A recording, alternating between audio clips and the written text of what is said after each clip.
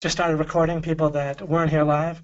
Missed a few important thoughts, not on purpose, but just as things naturally roll out.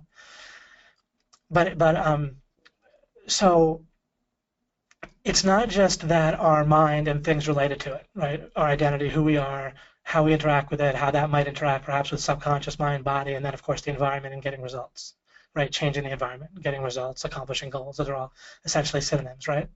Um, and figuring out, getting the right thoughts, figuring out what changes we want to make, and then having those changes happen, right? And getting it right, where we figure out the right changes that are actually going to make us happy and so forth, and give us building blocks. So it's all one idea, and it's also where do we want to look to prioritize is bottlenecks, right? Like and this is a big hint, I've talked about this before, but it's a big hint for business, and this is one way of looking at, but one kind of total way of looking at how I make money, is I go from bottleneck to bottleneck.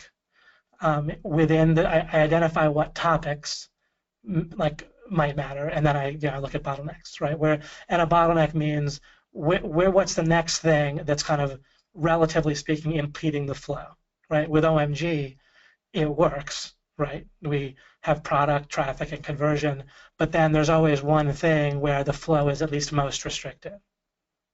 And it's been all three of those things at different times. And so I look at where the bottleneck is. If we're looking at success and happiness, there's two general places where the bottleneck could be, and that is we just need the right recipe. That already our mind gives us the right thoughts in general. It just hasn't thought of a few specific techniques and tactics yet, right? That's one thing that people conclude either all or part of the time. I just need a few extra tactics. Everything else about my mind is correct.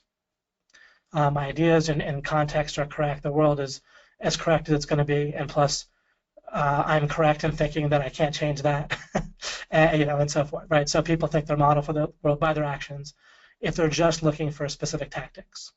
And anyone that doesn't listen to these webinars is falling into that trap, obviously, right? Oh, I just need a little bit of recipe and tactics. Everything else is handled. The other idea would be that something to do with our mind is also a bottleneck to our success and happiness.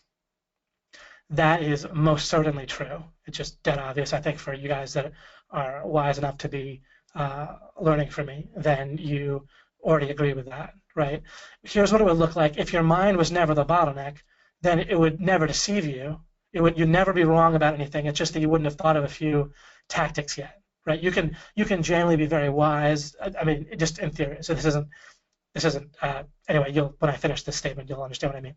Someone could be, in theory, so wise that all their ideas are right, but that doesn't mean that they know how to operate an iPhone or that they would have even thought of how to build one or whatever, unless someone else discovered wavelengths and radio waves or whatever the heck waves that wouldn't be radio waves, but wavelengths and then all the electronics and all that, right? So there could be a ton of things to discover even if someone's ideas were generally straight, right, about life as a whole.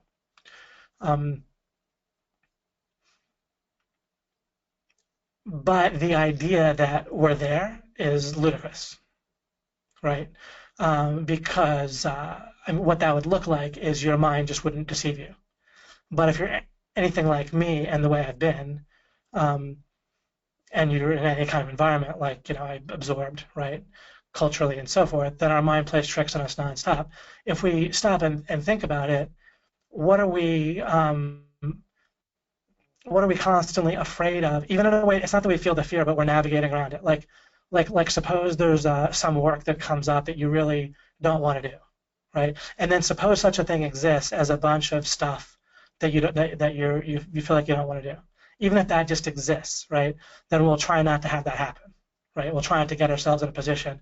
But then what are we worried about in that case? We must be worried that our own mind is just going to give us like a sense of emotional pain, right? Like if there's pretty much anything that could come up, especially if we just let's just stipulate aside or put aside like major physical disasters, right? Let's just for the moment, just to illustrate what I'm saying easily, put aside major diseases, major people just coming to your home and beating you or something like that. just on kind of a common everyday level, there's all sorts of things where we think, oh my gosh, I wouldn't want that to happen, or I wouldn't want to have to do that, right? Especially, right? If you're worried about having to do such and such, then what are you really worried about? You're worried, like if your body's not going to get mutilated, right? If it's just kind of like a normal day-to-day thing that you really want to avoid, then you want to avoid how your own mind is going to make you feel, right, about something. So really there's this tremendous tyranny of our own mind that we deal with, if for nothing else. And there's probably all sorts of things that in theory would help us accomplish goals that we in theory have, but that we might call it a lack of motivation, a lack of focus, we might call it whatever. But the bottom line is there's some sort of, or the view from really stepping back, is that we're afraid of how our own mind is going to make us feel about all sorts of stuff, right? And again, we don't even really feel that fear. We just avoid it. Like we just kind of try not to get ourselves in a position, including myself, right? But the more you kind of think about and kind of use what I just said and think about how that affects you, it's really all over the place. Where there's all sorts of stuff that you kind of don't want to have happen, or don't want to do and don't want to avoid, or want to avoid. And it's if you think about, if you pull on the strand, and I'll get to the key word soon, but you are we're getting worried about how you literally your own mind is going to make you feel about it, not anything else. Your mind itself will tell you that the situation is making you feel that way.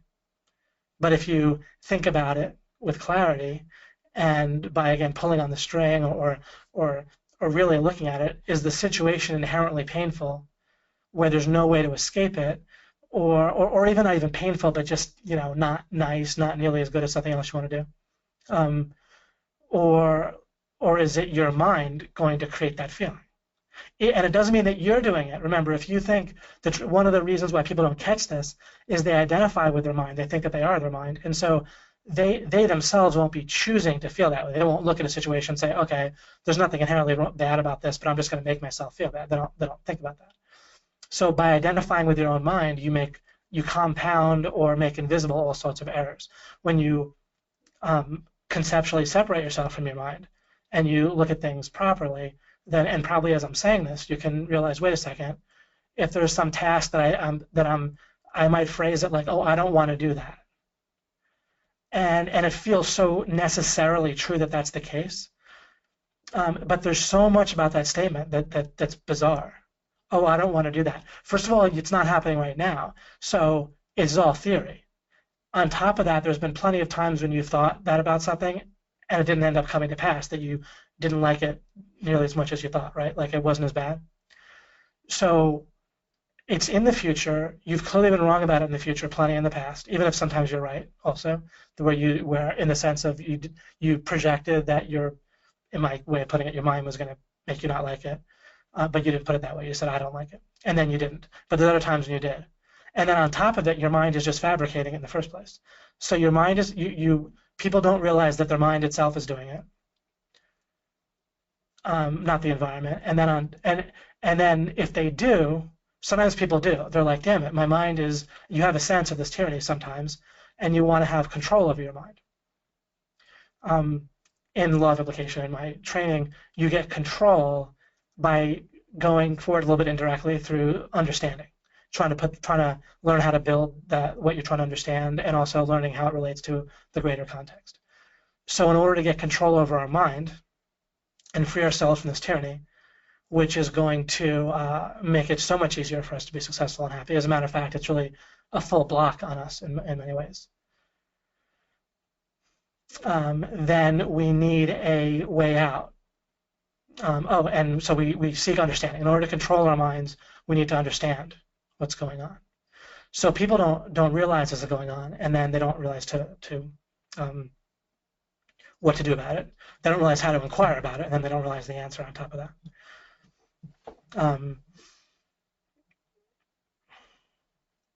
So that was, let me recap there. Point one is that just eyeballing things for our success and happiness, which is defined in the way that I mean it, it's what we all want. It literally is just the words mean that, right?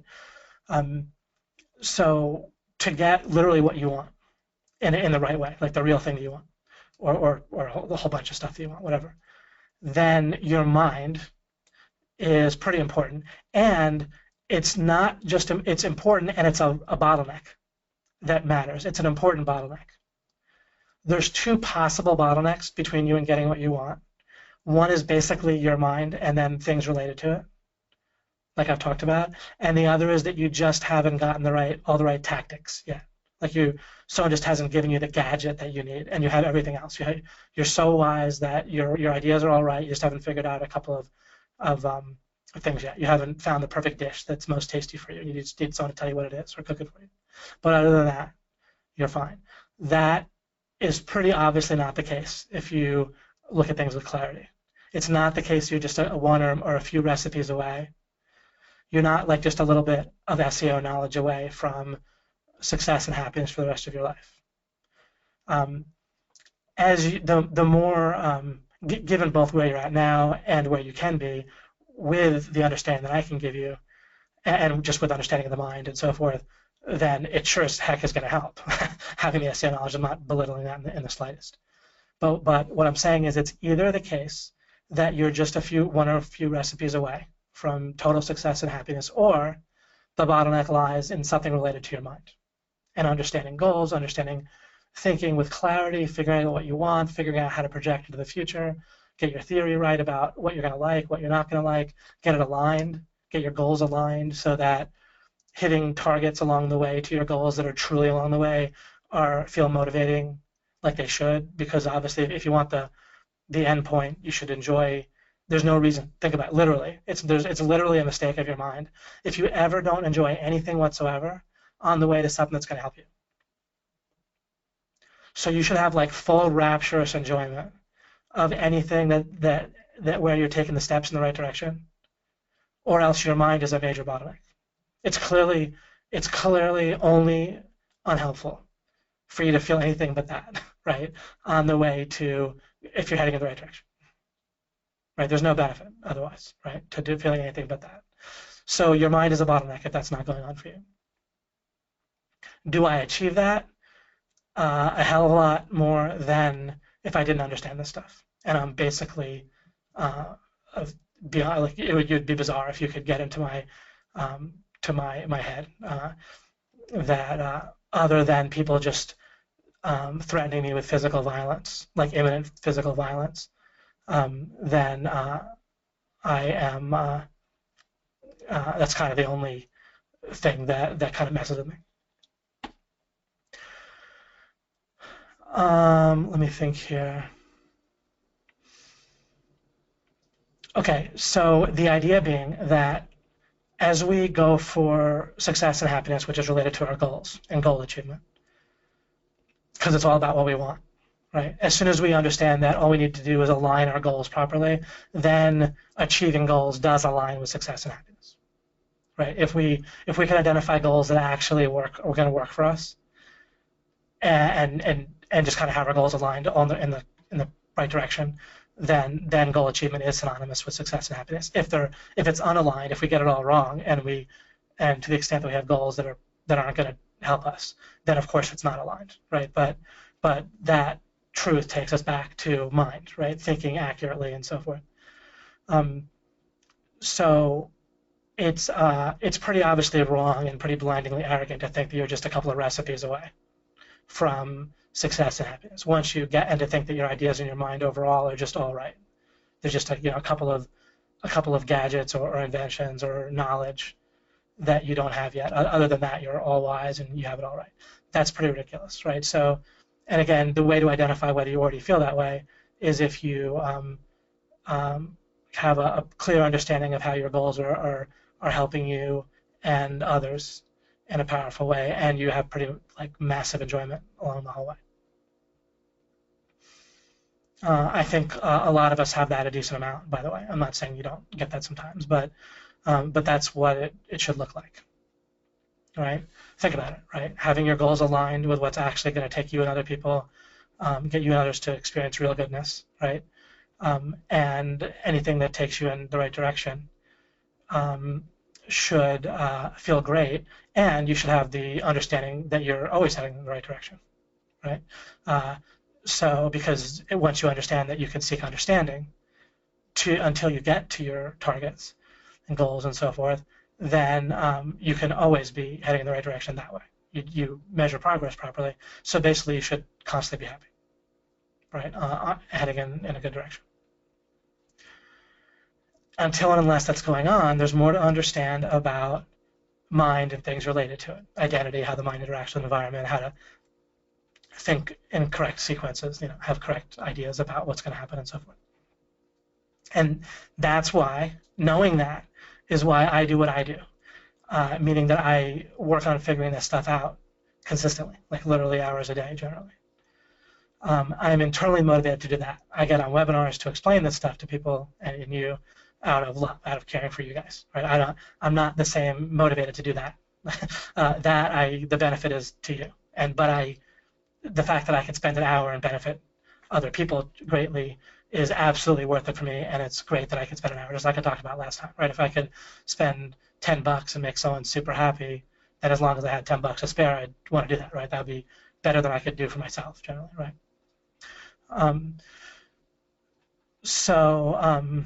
But regardless, I am fascinated by the topic because of this, because I realize that this leads to everything else, this topic. And I have some major stuff, major progress that I personally made over the last week with this, and then I have also something great to share with you on this webinar. All right. I'm about to go to the slides, but just thought I'd do a little refresh. Hello, everyone. I didn't stop and say hello more by specifically, but thank you. That's great, Jose. That sums it up perfectly. I would have never thought, understood, and implemented these concepts if it weren't for you, David. Much thanks.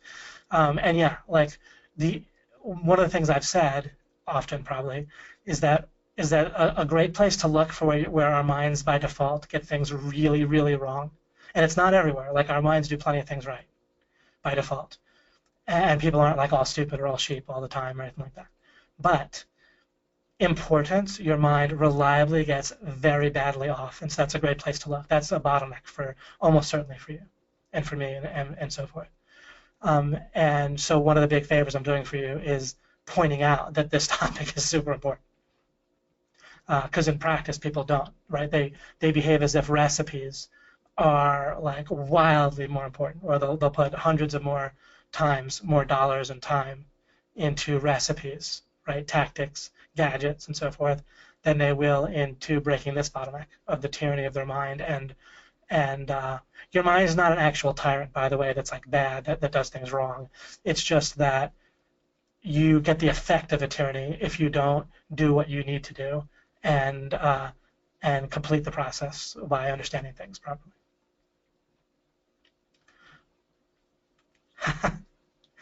You're welcome. Okay, let's see what we got here. So what do we have? All right, let me. I'm leading in here to the kind of takeaway that I talked about. Let me see what I wrote here. It was pretty markety, right? I want to give guys give you the people the incentive to get on here, just for your sake. And I try to only do this when there's a reason for it. If I'm particularly not sure if a webinar is going to has something critical on, then I might not push it as strongly. Of course, I try with all of them, and there's always the replay. But what did I say? One takeaway you'll get from tonight: the powerful and near universal lie that we've absorbed about goal achievement. Anybody want to take my bet that you won't guess what the keyword of this lie is, but you'll agree after I expose it. One hedge on that is perhaps if you've learned enough from me in the past, you might get it right. But otherwise, there's pretty much no way that someone would get it right outside of having heard something close to it from me in the past. Mostly. I mean, who knows? I don't know that for sure. But anyhow, so let me point out that roughly speaking, there's three types of goal situations. One is where you can picture, I've mentioned this in the past, but like driving to Starbucks that you already know where it is, right? Or even driving almost anywhere that you have a GPS for, even if it's across the country, presuming that there isn't some unknown thing, then you can just easily navigate to where you're going, right? Or ranking for certain, many keywords, just following along with OMG training is pretty much easy navigation once you're in OMG.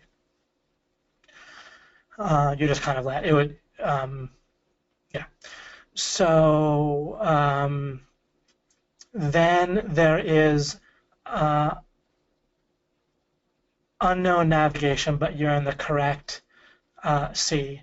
At first, it might feel like that when you're in OMG, right? If you're in the right place to learn how to rank, then you don't know how you're going to do it. But then you get, basically walked through it and shown. But let's suppose that you are generally on people's list that promote OMG and you want to learn how to make money, which was pretty much everyone's situation at one point. We could say you were in the correct C. You didn't really know how to get to making money or something like that, and then you join OMG and you were in the right place to, as you poked around, as you tried things, bought different this and that, tried this and that, you can come across OMG, and let's just say then for the sake of argument that then you get navigated pretty easily at that point. But either way, and number two is generally when we think about or learn about goal achievement, they're generally assuming number two without realizing it. And whenever they kind of float over to hear a little bit about being in the wrong C, it's generally, it's not really what I mean exactly, or there's kind of layers of it where, and I've referred to it, if this sounds a little bit familiar from something I've said in the past, it should be.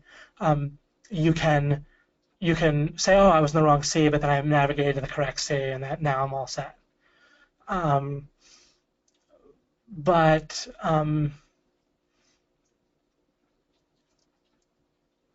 I could have put like invisibly you're in the wrong C, whatever it is, if you're in the wrong context and by default wouldn't really get there, wouldn't really know. I might be kind of almost talking my way out of clarity here for no reason. And these are it's sort of a continuum here anyway. So these aren't, if you're trying to find exact delineations, it's not about that. But what can happen is there's a certain type of perseverance that will only work, like a certain type of not quite helpful enough perseverance that will only work if you're already in the right context, like kind of relative to the type of understanding you're willing to seek. How far you're willing to kind of backtrack or look around kind of deeply and so forth. So people have a certain tolerance for it, kind of starting out. And if the correct sea, right, ocean, to get to, metaphorically speaking, obviously, to get to what they want to get to is kind of outside of their sort of current tolerance, then they aren't going to get there even if they keep trying to navigate. An example would be, even when I talk about this idea of that you should really enjoy the process, but for real, not like ideally, but you can never reach it or something, but that it's really realistic and actually kind of insane or clearly a brain mistake. If you don't enjoy your life basically consistently, if people say that there has to be a lot of pain and effort associated with achieving goals, like no pain, no gain, and so forth, then they haven't been willing to look for a C in which you can more effortlessly and painlessly achieve a goal. Like they've assumed that away and then they never find it. So through all their perseverance, and a lot of these people can become gurus and they have overt success in a particular area, and people will follow them and they'll tell you how painful it needs to be and how hard you have to work. And people will believe that. But in a certain case, regarding their own mind and so forth, they never got into the right C, and so they're navigating the wrong C. Furthermore, people that follow them, there's another way in which people that succeed, and I'll illustrate this. I have a good illustration of this in a second. I'll just kind of complete the sentence and then do a better illustration, or an alternative one that'll help explain this point. People will achieve success they'll tell others that all they need to do is kind of follow their instructions and keep going and persevere. But someone else, without the quote-unquote student or guru knowing it, will be in a different sea. And neither of them realize it, and navigating won't be enough in that case. The one way or the other, somebody, is going to have one of those people or some third person, someone has to figure out that the seeker, the student or whatever, is in the wrong sea, and what that looks like. Because it's not all obvious. Like, seas are pretty visual and obvious, right? You're in the wrong sea. But in life, the ways that you can be in the wrong sea are super invisible, right, in many cases. And that's where we run into issues. And my process for achieving goals is going to have the advantage of inevitable success, where even if you're in the wrong sea and you otherwise wouldn't know it and otherwise wouldn't look for the right sea or know how, I'm going to be showing you how to identify 2 versus 3. And now it's a bit of a continuum, but I'll show you how to kind of keep your eye open for it. All right, and sometimes you're eyeballing things, but by eyeballing things and narrowing it down, you'll eventually get it right. Okay, so normal goal achievement assumes that either you're in the correct, that you're basically in the correct sea, and when they talk about getting out of the box, it's like they're still assuming that there's eventually a box that you're in that's correct. But that's not the case in a lot of times. And I still haven't gotten my illustration. I'll get to that in a second. But suppose someone's like teaching a guy how to pick up women. They can show them how to get out of all various boxes that are unhelpful. But then sometimes the guy will still be in a box that's invisible and unidentified, and the guru won't be able to figure out what it is or won't realize it and just say that, oh, you're not trying hard enough or something. And that could be same with making money, right? All sorts of people get navigation and instruction from, or at least tactics and recipes from successful online marketers. And those online marketers are giving a bunch of real tactics that are helpful, but plenty of people don't succeed. In OMG, I've helped rig things where a lot of this is done for you anyway, but still the reason I'm on here with you, and both for your life and even for OMG, is that no matter how much I rig things, still learning how to do this for yourself is crucial. Because no matter how much we rig things for you, I can't fully rig it for you, except by doing this. This is me fully rigging it for you. But you still need to do something yourself.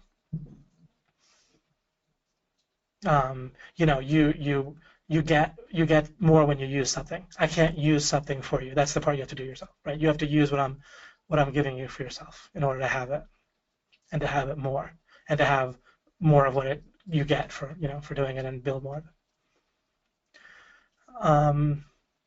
But I'll do as much as I can except for using it for you. So again, this helps to illustrate, and I'll get to the next illustration in a second. But this starts to explain to you what's going to be different about me going through goal achievement.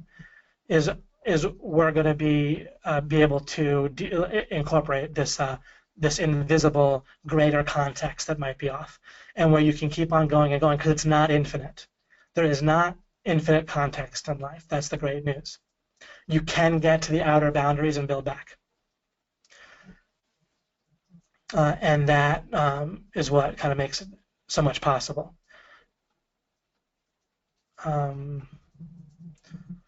This is probably, I've experienced this before, and it doesn't really affect things. It says you might be experiencing degraded audio quality in your recording. Please close any other internet applications. Probably it's fine. And can you guys currently, this might just be for the recording, can you guys hear me okay now? Yeah, I guess me being quiet doesn't help, but no, nothing obvious. Okay, I didn't think so. Okay, I'll continue here. So there is kind of outer context, and the outer context is certain understanding about who you are, your mind, and things like that, and how the environment works, and how that all works. That pretty much is the final context. Knowing how it all got created in general by God, and or knowing that it got created by God, and that sort of thing. All that's critical for outer context. understanding that God exists does matter for even goal achievement ultimately. It doesn't always matter to achieve certain things, but until and unless you're willing to, if you're not willing to be sure to get to the outer context of things, then you're going to slow down. If you're not willing to do whatever it takes, then basically everything's way harder because you have to spend so much effort deciding when to slow down and give up. Think about it. So things like mind, identity, the general nature of the environment. I talk about the world of reasons and so forth in alchemy. Take at least enough to keep you going. Take my word for it that it matters. It's important, and it's very helpful. If you're willing to do whatever it takes in terms of understanding to achieve something, then the cost gets way lower to achieve things, ironically enough. So artificially, and most everyone doesn't do this, but artificially crossing off something like whether understanding that God exists is important, including if you believe in God and you're not willing to open up the question properly so you can understand that God exists properly and not just incorrectly, not just arbitrarily or weakly like people normally do. It matters to understand it properly. And again, if you're not willing to open up questions like that, then you're not willing to do whatever it takes to understand what's going on, and the cost is just going to be way higher for stuff. And sometimes it will matter. Once you get the outer context for stuff, you can constantly ground yourself in a place that's kind of fully grounded and orient yourself, and then you can kind of, colloquially speaking, take a look at stuff and kind of get your bearings and at least see where you need to kind of maybe look next. It doesn't mean you'll get all the answers right away or anything, but you'll be grounded in the outer context, and then at least the blurriness will be contained, and you'll look maybe here, maybe there, but it's not going to feel infinite blurriness. If you're kind of on the inside looking out, and it looks like there's all this greater context, you have no idea where to look, which is how it normally feels for people, and then they give up. There's just so many questions. What is good? What is mind? Who am I? What is subconscious? What's this? What's that? What's real? Blah blah. That people give up trying to think about that stuff. But you don't need to, because there's clarity to be had with those things as you come around and have it. Then really the place to look are pretty finite, right? If I'm dealing with with OMG, I just look to break bottlenecks with product infrastructure, product traffic or conversion. But if I'm not happy about something, then the bottleneck would be in something about how my goals were set up, right? With expectations and so forth. I know to look there, so I generally know where to look. All right, let me give you the illustration I said I was going to give. Suppose that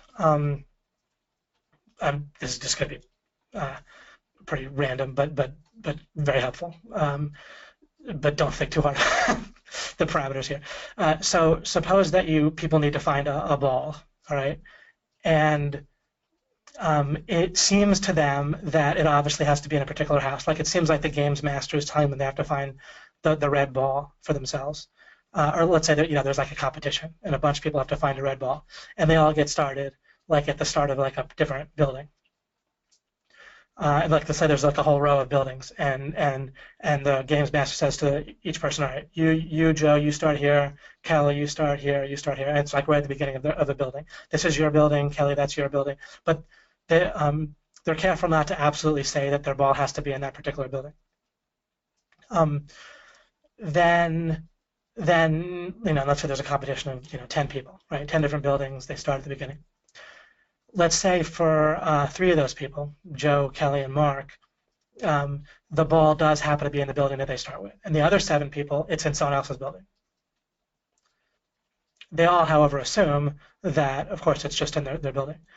Now let's say that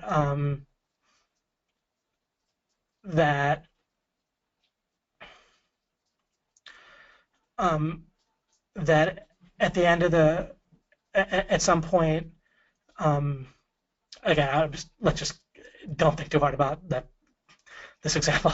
At some point, everyone either finds their ball or gives up. And let's say that what we could do is put a parameter in where they get points if they find a ball, but if they find the ball, but there are also other tasks, and the clock is ticking for those too. All right. So you get 5 points for getting the ball, but you get other points for doing other tasks. And so you can look for the ball, but you can also give up. And there's seating advantages to giving up. If you interviewed Joe, Kelly, and Mark and asked them, well, what did you do to find the ball? Then what would their answer sound like? Well, it would sound a lot like what it usually sounds like when gurus tell you how to succeed. They persevere, they really put a lot of effort in, they ran real quick, they looked quickly, they looked everywhere, they had lots of awareness, they really focused in, they were in the moment, and they kept at it until they succeeded, they didn't give up. And if it said that there's definitely a ball for everyone, right? It isn't revealed that they're in other buildings, but there's definitely, if the games master says there's definitely a ball for everyone, then Joe, Mark, and Kelly would say, yeah, see, exactly. The other people, they just didn't find the ball. Like mine was really kind of hidden. It was hard to find, but I really looked, right? And so forth. But what really was the key? Why did those three find the ball? It was because they happened to start in the right building. The other ones didn't, and nobody realized it. But when they're interviewed, they tell you all the stuff you're used to hearing. Like I said, right? Perseverance, mindfulness, really paying attention, focus. They really focused in, right? And so forth. All of those things are correct, right? Like if Joe, Kelly, or Mark had really just been particular, and because I usually could have set it up so that maybe Joe, Kelly, and Mark's ball were in their building, the other ones weren't, but Mark didn't find it, and it would be the case that maybe and maybe they were all pretty equally hard to find or easy to find the ball in the house once you're in the right building. Then it would be the case that Joe and Kelly, who let's say changed the situation now, right, where Mark didn't find the ball.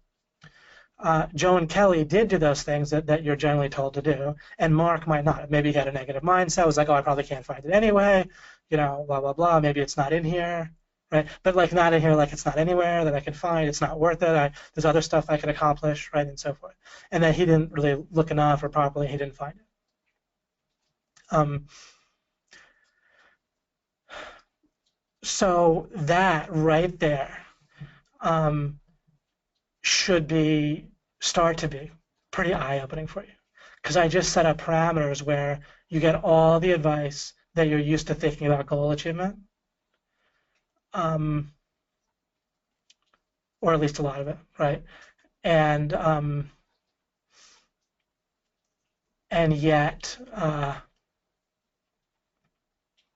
it missed something, right? It missed something about the buildings. Now, of course, what we could do is we could play with the scenario. We could say, all right, well, maybe, David, it could have been the case that one of the other 7 people realized it was a different building, right? But then I could keep on expanding the potential C to make it more and more the wrong C too. So maybe the ball is in the one of the buildings. Someone might shift, like expand their thinking or something like that, and realize maybe it's a different building and look there. But then we could have hidden something even further, right, in the context that they wouldn't have thought to look. And if we hid it far enough, then they generally wouldn't get it.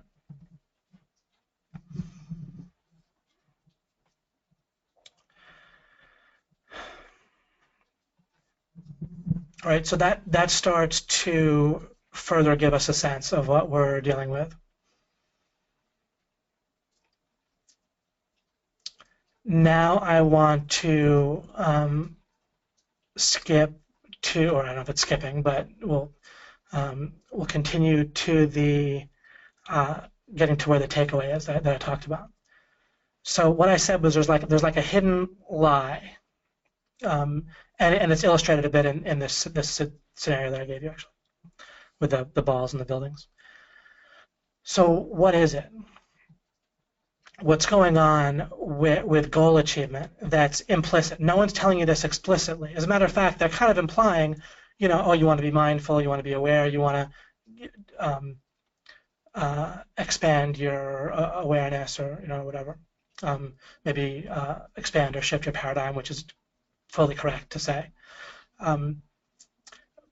but there's a certain thing that's kind of that's implicit, and when you get it, this is going to be a wedge that's going to give you a powerful and really an all-powerful weapon that's going to be like a nuke regarding the tyranny of your own mind. So right now, it's a struggle sometimes dealing with your own mind, right? You'll get in moods, or you'll feel like you get too wrapped up in a goal, and where you're kind of realize you're maybe getting upset or frustrated or overwhelmed or confused in a way that's unhelpful, and you realize probably that isn't optimal, or you're in some kind of negative thought pattern sometimes.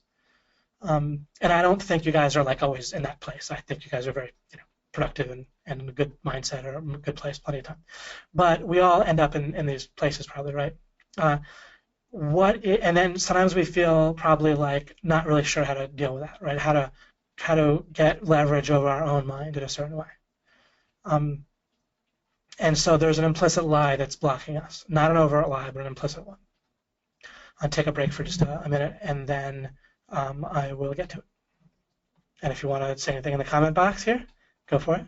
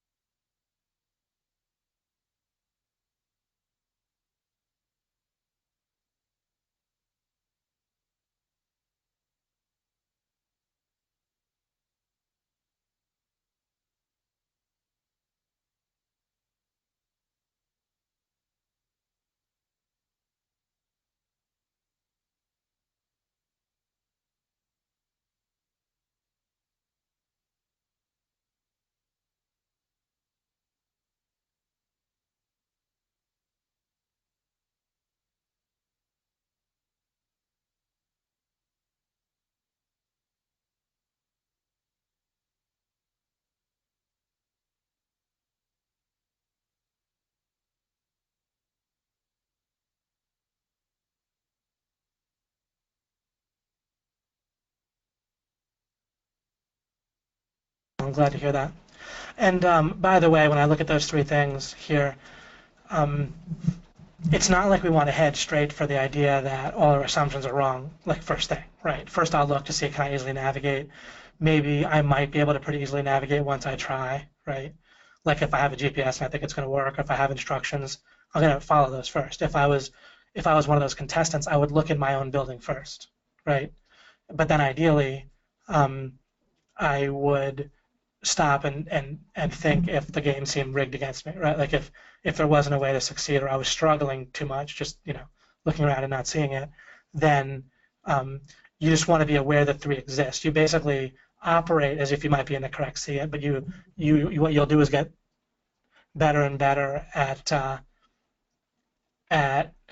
efficiently having an eye open for when you're not. You can do that inefficiently, which isn't helpful, but I'll show you how to do it efficiently and effectively. Like, and when I say it, I mean you can't really tell the difference often between 2 and 3 until it reveals itself like better and better. But like I've talked about, stick with plan A unless it's clear that like you can clearly eyeball that plan B is clearly better.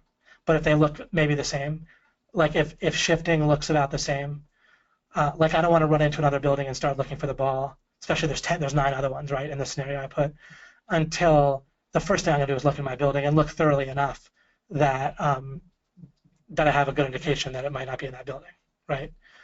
So at some point I can eyeball it, and looking at a different building is going to look a lot more attractive because I've searched pretty thoroughly in my existing one, right?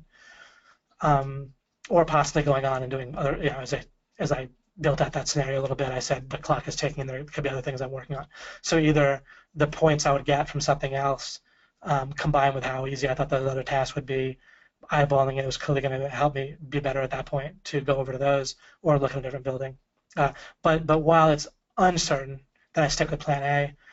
At the point when it's pretty obvious that I can't win where I'm at, then I'll be looking to have a greater context and try to find the assumption that I have wrong, or the if I'm dating and it's not working, even though I'm following instructions and so forth, then might take a look at what else might I be getting wrong, or if you have a sales letter it's not converting well enough, or some kind of sales process, or sales pitch, then instead of just trying different tactics or different opening line or whatever, what's going on in the context that I might be able to rig better in my favor.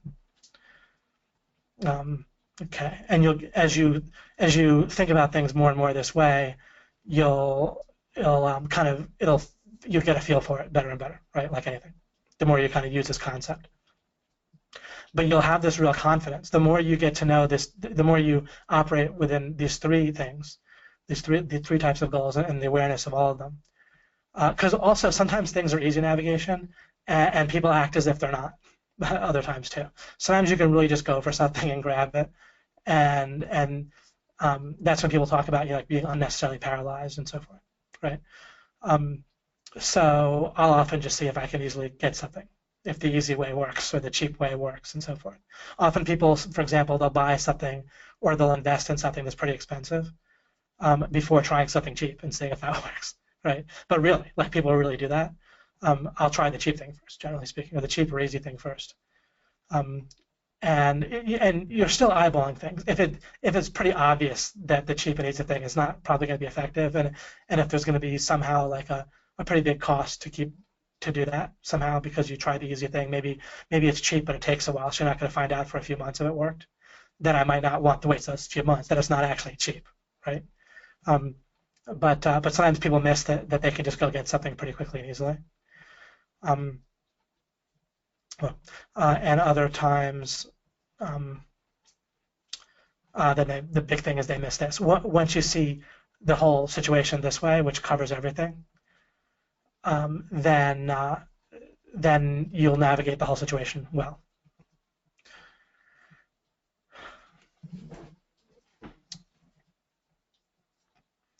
Let's see here. My light's flickered. I just wanted to make sure the internet's on, but I think it looks like it is. Let me refresh the question page and make sure that works. Okay, great. Let's see here. All right, you probably want me to get to the implicit lie here. The implicit lie as it pertains to goal achievement. That's right, George. Yeah, and Megan said, so helpful to have distinctions to know where to look for bottlenecks to goal achievement. Yeah. As an avid offshore fisherman and captain, I really like and understand the sea analogy. That's awesome, Justin. Yeah, from your picture. I've seen that, I think, in the background of the ship, right? I believe, if I remember right.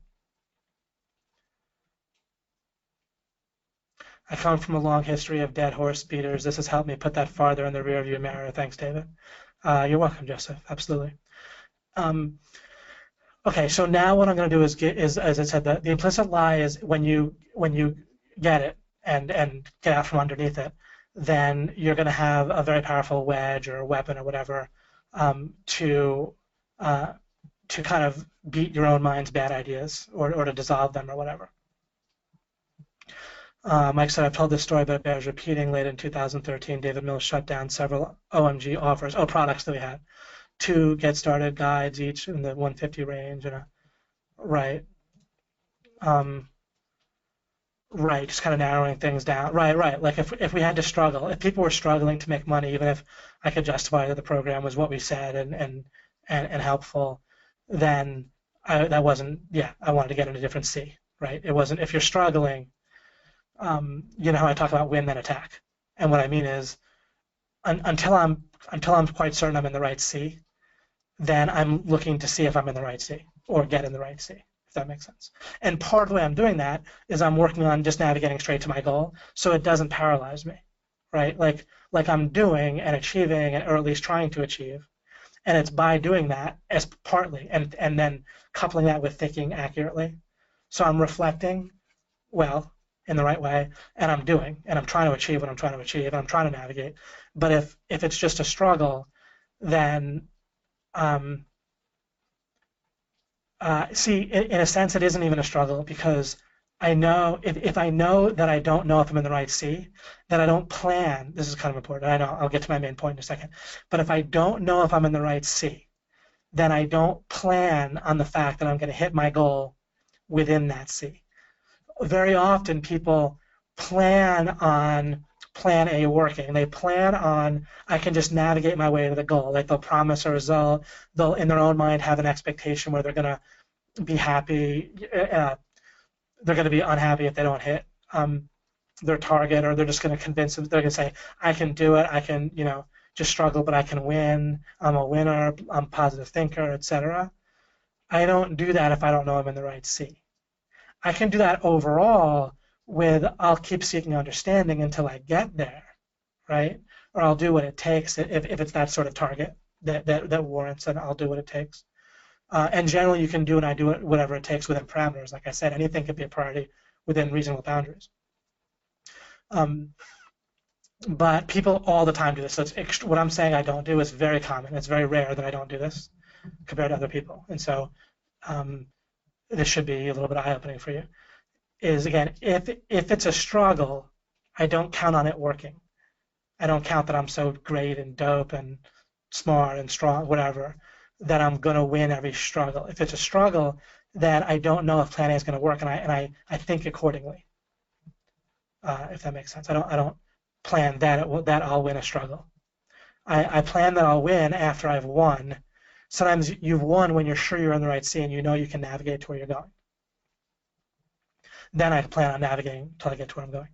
And then the great news is we actually are already all in the right C to be like perfectly happy, in the sense that we could have more good at that point, but we can get rid of bad and so forth. The right C exists. We're already in it. Ultimately, to achieve that. You might not be in the right C to achieve a particular sub-goal that you've decided that you need to have, but we're all in the right C. So therefore, I know we can get there. That's why I say it's ultimately things are rigged in our favor, but in the medium term, like intermediately, we need to rig things, or we get to rig things ourselves. Good, excellent, Joseph. All right, so still I will get to the great idea. So you want the wedge. So here's the thing. I'm going to give you a word, and then there's that word or concept has an opposite. And by understanding the interplay of both, that's going to, and how it works with your mind, it's going to make a huge difference. It's going to break like not just a bottleneck, but like a full block that you've generally not been aware that's been totally blocking you. The common word for the opposite is actually twisted, to kind of mean the original thing. This is going to be confusing for a second, but I'll say this in advance, and then it won't be confusing in a moment. So the actual opposite, or basically the word is rare. The supposed opposite is a common word, but it's twisted in usage and in people's thinking, and so then the real opposite will be the thing. All right, so let's go here. So the nuke that you have in dealing with the tyranny of your own mind. For example, there's a task that will obviously help you get to something that you want. Let's stipulate that ultimate thing you want is a good idea. There's still all kinds of stuff that you suppose you have to do to get there that you sometimes feel like you don't want, right?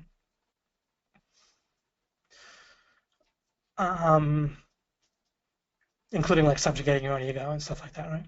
Or what you would call doing that. Or ignoring other people's expectations is one thing that's sometimes on the way for you achieving something that you really want. You have to have other people judge you that you might care about or care about their opinion, and that might block you, right? That might be not even a block, but it might just make you feel kind of burdened while you achieve your goal. All that stuff is ultimately coming from your own mind. I don't mean there's not some basis for it in externally, but also your mind is triggering the actual feelings of emotional discomfort and pain. Whenever your mind is making you feel bad, that's never actually helpful. If a particular action or decision has a good answer and a bad answer, you never ever need to feel bad about the bad answer. You just need to have clarity that it's not helpful, that it's not adaptive, that it's not going to take you where you want to go. The only reason, I've said a form of this before, the only reason why it seems helpful to feel bad about stuff, to motivate yourself, is to overcome a lesser pain that you have. So every time, right now, you're motivated to some degree by pain. right? And Tony Robbins would point out that people are like overwhelmingly motivated by pain and it sells better, right? And I'm not disagreeing in practice. But what people don't realize is you do not need to be. And actually, to whatever extent you're motivated by pain, and when I say pain, I mean like emotional, mostly pain's emotional, right? Not physical. And just to keep it simple, let's just talk about like that kind of emotional feeling of unhappiness or discomfort that's like that has to do with doing something that you don't want or having an effect you don't want or feedback you don't want. Pain of loss, that sort of thing. The only benefit or that pain gives you is that if there's pain, let's say there's pain associated with something on the way to something that you want, then feeling an even stronger pain can help break you of being paralyzed by the lesser pain. So little pains that you have necessitate bigger pains in order to motivate yourself through them. So then people conclude they need all sorts of pain. They need more and more and more pain. Whether they realize it or not, that's what people are constantly concluding. And it's true as long as you're in the wrong city, right? It's true once you start out that way, just like a heroin addict needs more and more heroin. But or if you pay someone to motivate them, then you basically have to keep paying them more and more to keep them motivated, right? In practice, that might be necessary sometimes, but you get what I mean. But it's a short-term, ultimately short-term solution. Okay, anyhow, it actually isn't true that you need pain. As I said, the cost of being motivated by pain or having pain associated with things is that you need even more pain to motivate yourself past that. Until and unless you can do, so what you want to do is learn how to dissolve these pains, because the pains are always based on contradictions. You never, ever, ever, it's never the case that you should feel bad, as I've said. People don't use that truth nearly enough. The more you use that truth, the less bad you have, the more you get from that, the more benefit you get from it, the more easy it is to use in the future, and plus the more benefit you get. So if you use the following truth, which in and of itself is kind of blocked, but stick with me. We'll keep getting these blocks down or knocked out. But it's never the case that you should feel bad. Whenever you do feel bad, it's your mind is making a mistake. But the mistake seems so real. I mean, it doesn't feel like a mistake. It seems like, no, David, I really don't like such and such. I really will feel bad if this happens, right? People say, I really, really, really, really this, really that, really this, really that. Real, real, real. The world is so real all the time. Their thoughts are so real. Their pain is so real. Your pain in the moment can be real, right? Like you can have a real contradiction in your mind that actually exists, and it can lead to actual unhappiness in the moment, but it's not real in the sense that it has to be there or that it's actually correct, right? So real means all this other stuff besides that it's happening right now. Things that are happening in your conscious awareness right now are real, just as experiences. But what your mind does, like it's its job, and it isn't its job, but it's one of its main tools to accomplish its job by default. It helps you survive at first, but we're supposed to jettison this, right? Just like with those old rocket ships leaving the Earth's atmosphere, jettisoning their initial thrusters, or whatever they are, tanks or whatever, rocket fuel tanks. Your brain, your mind, to you, makes the arbitrary, and I'll explain better what that means in a moment. It makes the arbitrary feel and seem real to you. And this is how it tyrannizes you, but it's not like a being that's intentional. This is just default, and you're not actually being tyrannized by anything, okay? It's a mistake that only hurts you if you believe in it. Sorry, if you don't have the clarity, like it could be, the opposite could be made clear. Something's blurry, your mind tells you it's clear. You have to agree that it's clear. If the minute you say that it's blurry, it'll start sorting itself out. So your mind makes the arbitrary feel real. When you properly use and internalize this, this is beyond belief. The whole different world, because anytime your mind is screwing up, it's always arbitrary. It's always, because contradictions can't actually exist. and there's always a contradiction if you're feeling bad. The only way that it exists is by standing on nothing.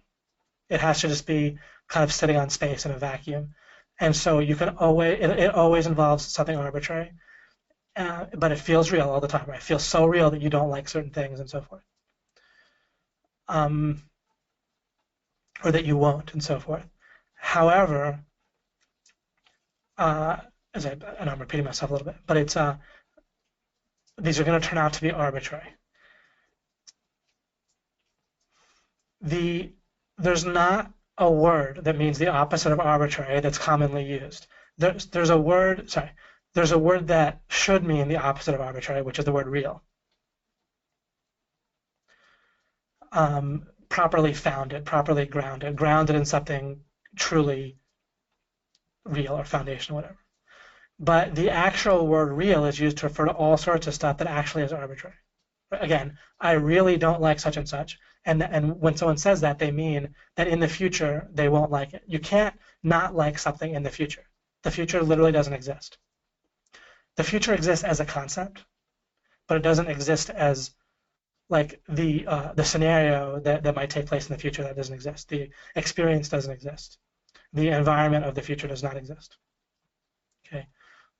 The concept, the future exists, but not what it points to or whatever, not the scenarios or the situations or the experience that it points to. Nothing in the future exists. Even God cannot see the future. It doesn't exist. Just like God can't make 2 + 2 = 5, unless God changed the meanings of the words and so on. But God can't keep the meanings constant of 2 + 2 = 2, the individual words in 2 + 2 = that equation or that part of the equation, and God can't keep the meanings of those constant and the way we understand them, and then make it equal 5, because there's no such thing. It doesn't exist. That's not a limitation on God. It's just that if you utter nonsense words, they don't refer to anything, and so God can't make that happen. Right? If I say, "Can God make a bagooba wooba?" God could make a blob or a person and call it that, but since when I say those words, it refers to nothing, God can't make that. Okay, and neither can anything else. Right? The future literally doesn't exist. Just like all the whole numbers don't exist, 1, 2, 3, 4, 5, and so forth. All the whole numbers exist as a concept, as 1, 2, 3, ... or whole numbers, I guess, is 0, 1, 2, 3, ... That exists as a concept. They're unlimited. Just like in certain ways the future is unlimited, but all the numbers don't actually exist anywhere. Even God can't write all the whole numbers, because whatever numbers God wrote, there'd always be another one. Right? There's literally, it doesn't refer to anything. It's just nonsense to talk about the whole numbers actually existing somewhere. It doesn't refer to anything. It might seem like it's not nonsense, but it is. And the future seems to our brain to exist in some real way to some degree, but it doesn't.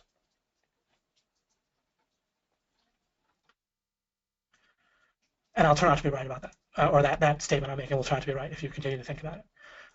You don't need to agree with anything because I say it. I'm just giving you things you can think about. If you don't yet understand it, then obviously the way to understand it is to think accurately, to use building blocks and think about it accurately until you get it. So given that the future doesn't exist, for example, all the times when you imply that how you're going to feel about something in the future, what does exist is ideas in your mind, right? And you can certainly identify that it seems like you wouldn't, it seems like by default you wouldn't enjoy something based on historical trends, right, of what you think you'll enjoy. Even that could be biased. But it's inherently arbitrary. There's a reason why you would think. Arbitrary means there's a reason, but the reason itself doesn't have a reason, or you have a bunch of reasons, but eventually you get to something where there's nothing. Another example that I've used in the past of arbitrary is government, right? I'm not here to talk about government anymore than I'm here to talk about dating when I use a dating example, right? But government is fully arbitrary, right? Or just PhDs, right, are arbitrary. who was the first PhD, right? He wasn't, right? So there's a reason why someone's a PhD, right? It's because they did a dissertation, got approved by other PhDs. And there's a reason why those PhDs are PhDs. There's a reason why those PhDs are PhDs. But eventually, there's no reason why the first person was, or the first person was someone had political power or social power or something, right? And which is arbitrary, right? In and of itself. And they said, well, this guy seems smart. He's a PhD, right, or something like that. Or here's a system for making PhDs, whatever. So it's arbitrary. Government is the same way, right? Government is supposed to be something that makes immoral acts moral, but it actually can't do that. And it's supposed to do other things too. It's supposed to exist in all these ways that it can't. Literally being a policeman is a fully arbitrary thing. It exists in the minds of some people. They self-identify as policemen. Other people might identify them as a policeman. I identify a policeman or woman as somebody who self-identifies as a policeman, if that makes sense. They're not a policeman relative to me. They think they are, so I treat them like a sick, insane person who will follow orders of some other person, right? Arbitrary orders of someone else and attack me if they're told to attack me, right? Or whatever. So there's that reality to it, right? If someone else identifies that way, just like if they identify as any kind of crazy idea or religion or political thing that involves arbitrary violence towards me, then that matters to me to identify that they're thinking that.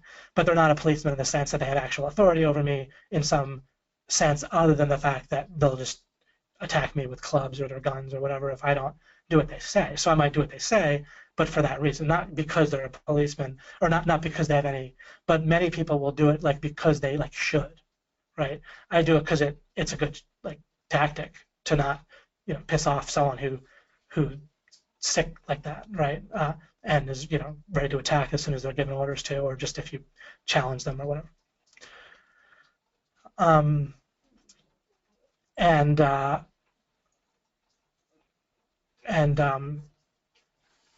So another example of arbitrary, and the big takeaway for you, one of the big takeaways for you is don't join government, but the other is oh, well, it really helps to navigate bureaucracy, by the way, in a very practical way when you're an entrepreneur, to stop thinking in any sense of what you should do as there's any reason except for, like the law, for example, is, first of all, it doesn't exist in a clear way, right? But it's a kind of a blurry but within boundaries, but it has certain parameters that it operates within. There's no specifics, so that's helpful to see that, but there are kind of parameters or boundaries, like within which it's blurry, within which it's ultimately judge's opinion and so forth.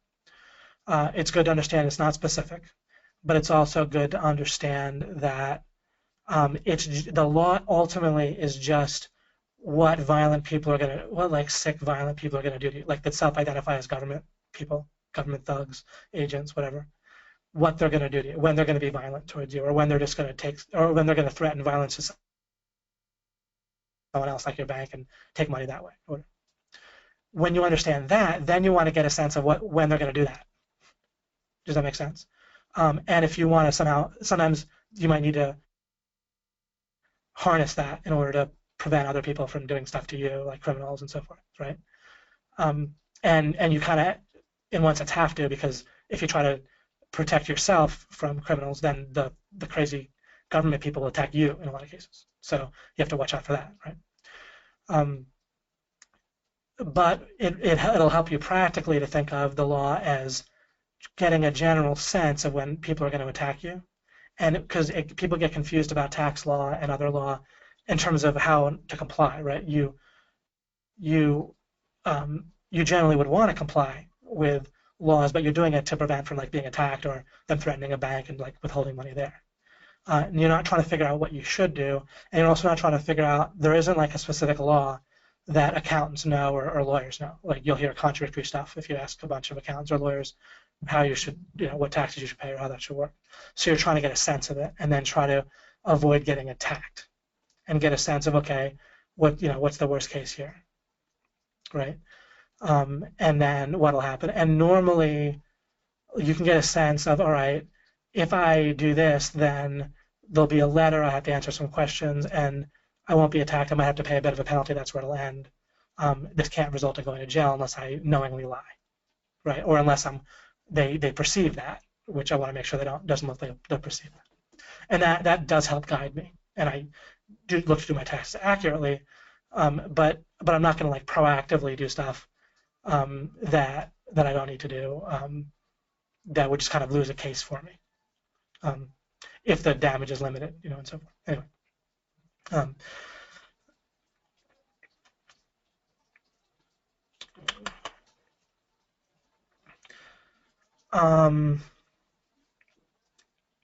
How much money you're going to make. A lot of times people set goals in too arbitrary a way, right? I talk about government because it's a great universal way. It seems so real, right? And it's a great way to see how, and I might not have even elaborated enough, but there's no reality to government. It's all arbitrary. Like government is, it's literally the organized crime group that won, or that's currently winning. That's government. Does that make sense? The military are people that fight not for you. Like if the government's in debt, you're not in debt. Like you aren't the government whatsoever. You don't, unless you feel like identifying just like you can identify with any group. It's only by choice that you would identify with government, and I don't. Like to me, the government isn't me whatsoever. Like I'm not a taxpayer any more than like a rape victim is a rape payer or like a rape contributor, or it's their duty to get raped, right? The people that tax me, it doesn't go towards anything to do with me. It's just an organized crime group running a protection racket, right? Where they'll attack me if I don't pay the protection money. And that's it. The military doesn't fight for you or to protect the country. They fight to protect their organized crime group that won from other organized crime groups. You're not really in danger of them, which is nice, because they would generally kick our ass, right? But neither do they fight for you or defend you. So they're just fighting for, they're sworn to protect and to do whatever the organized crime boss says and their sub-bosses. That's it. The agents of the organized crime, those are the people that you really have to watch out for, obviously, and you have to worry about what they're going to do. Policemen, state agents, federal agents, right? Seeing things that way is accurate, and you can make better decisions about things related to government, and you also can not worship government like nearly everyone does. Most people worship government. They give it like a godlike presence and a godlike morality where they can do anything. And as long as it's illegal, that sort of makes it right. Or that you should do things because they're legal. You should do things to not get your ass kicked by police. Yeah, as tactically, right? That's smart, but not morally you should. It's just probably smart, right? It's pretty hard to take them all on. But and the people we want to rescue from the ideas, that's why I'm talking this way, right? I've actually had two people that were former policemen at OMG Live. I was surprised by this, but they thanked me for saying what I said in a different time. That stuff I would have thought that I wouldn't expect it to go over that well. But just like with drug addicts or whatever, or people that are in a cult, you want to forgive and help the people in there. So I have compassion for people that are members of government and policemen and so forth. But the idea I don't have compassion for. The idea is a horrific one. It's a very sick thing to be a policeman, right? Or a military member in different ways, right? You're literally swearing to obey an arbitrary person to kill or attack whoever they tell you to, or to obey a law that's utterly arbitrary. The law isn't founded in truth. It's founded in just people's thoughts, right? Lawmakers' stuff. To believe in the law is to believe, obviously, in slavery and so anything that's ever been legal, you have to believe in if you believe in the law. If you pick and choose, you're agreeing it's arbitrary. You see, so and I'm not talking about government here. I'm talking about arbitrary. I'm giving you something that seems probably real to some degree, or that at least you can see how people think it seems so real. But there's nothing real about even being a doctor, a lawyer, anything certified by the government, right? A school is what? It's a government creation. Learning has nothing to do with government. People say to me, oh, so you're going to homeschool. And I don't always bother correcting them, but I'm not homeschooling. I don't worship government. The government doesn't set, there's also a lesson in greater context. The government has nothing to do with my context except for trying to avoid them attacking me. which is a major undertaking, right? It cost me probably 750,000 if you count all my different taxes in the past year to avoid people coming and just beating me and shooting me and stripping me away from my son and having my son be parentless, right? He's 4. Literally anyone who believes in the law, anyone who would say previously to this webinar, oh yeah, I believe in the law, like the law should be followed, the law is helpful or whatever, believes that my son should be stripped of his parents by default, right? By default, if you make money, you're a criminal. You go and get imprisoned and attacked and imprisoned and killed if you try to escape. That's by default, and then you can try to get out of that by paying your protection money, right? By paying your fee, your bribe, whatever you want to call it, the tax, right? Income tax. But by default, you make money, you're a criminal. So you're not a criminal, but you're targeted, right? You're in the eyes of the law, the eyes of the organized crime that won the government. So it's all self-identified. Right? You understand that if a organized crime moves into your town and takes power, let's imagine that what you think of as government normally doesn't stop them for a little while, then you're not like a citizen of that organized crime group. Do you see what I'm saying? Like they have nothing to do with you except for what they might do to you and you avoiding that. But they have nothing to do with like your identity. If they say you should do something, it's not now your duty to do it. If there's enforcers that fight for them, they're not protecting you. They might happen to protect you by if a worse organized crime was going to come in, and the enforcers for the existing organized crime group fight them off, then that happened to help you, right? And if you got to vote on who the organized crime boss was, and obviously you'd want to vote on the person who was going to do the least damage to you, right? Or overall, if you care about everyone, do the least damage overall, right? So you're always voting for the lesser of two evils. There's no such thing as not if you're voting for the head of an evil totalitarian organization, right? Once you understand that, you can also happen to vote more properly. If everyone understood that, everyone could vote more properly. A whole bunch of people this past election said, oh, I don't want to vote for the lesser of two evils or every election. Or my conscience won't let me. Well, give me a break. The same people's conscience, they believe in the law. Anyone who believes in the law literally believes that my child should be stripped of his parents and I should be imprisoned and shot if I try to escape, and so should you if you earn money, right? Unless you pay a whole bunch of money.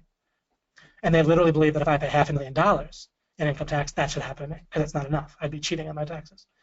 So literally everyone who believes in the law believes that.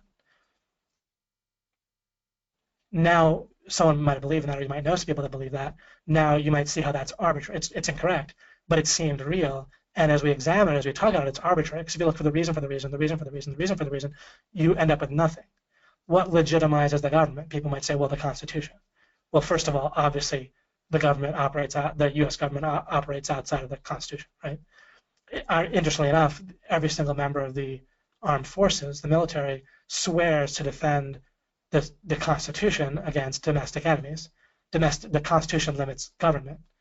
And so the only people that can be enemies of the Constitution are government people that are operating agencies or something outside the Constitution. So either it's the case that not one government person or agency is operating outside of the bounds of the Constitution, or literally every single military member ever is shirking their oath. And it's a big main oath, I believe they take, if I have it right. It's a fact. I can get facts wrong, but I believe they swear to protect the Constitution against domestic enemies. Foreign, too.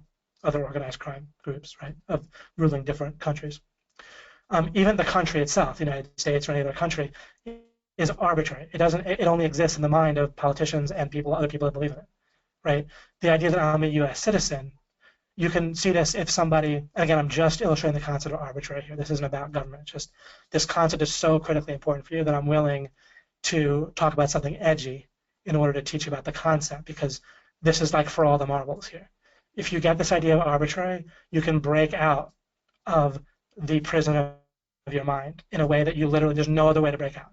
You either have this weapon of realizing that everything except for a certain type of category of thoughts or experiences, whatever, is arbitrary rather than real. When you realize that, you can break out of any thought by exposing it as arbitrary, by forcing, like when you try to get another person to show that their beliefs are arbitrary, that person will just get angry at you or have a headache in many cases, or they'll stick with you and they'll dissolve their idea. But in most cases, they'll stop. With your own mind, you have the ability to keep going. It might kick up a fuss at first and really try to give you pain for a little while, but you break through that, it'll break, and you won't have that anymore. And you will be free in a way that you never could have imagined. All right?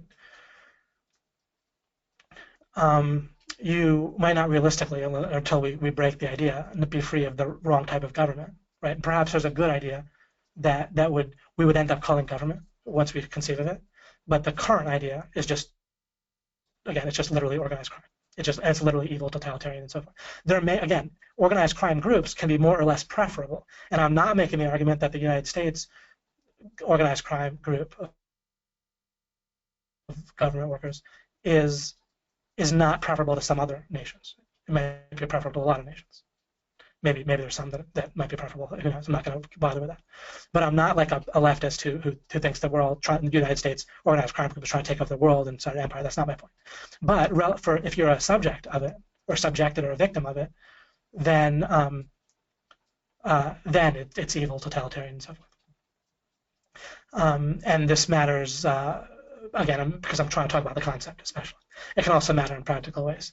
Especially not having your kid join the cult, which would be really nice.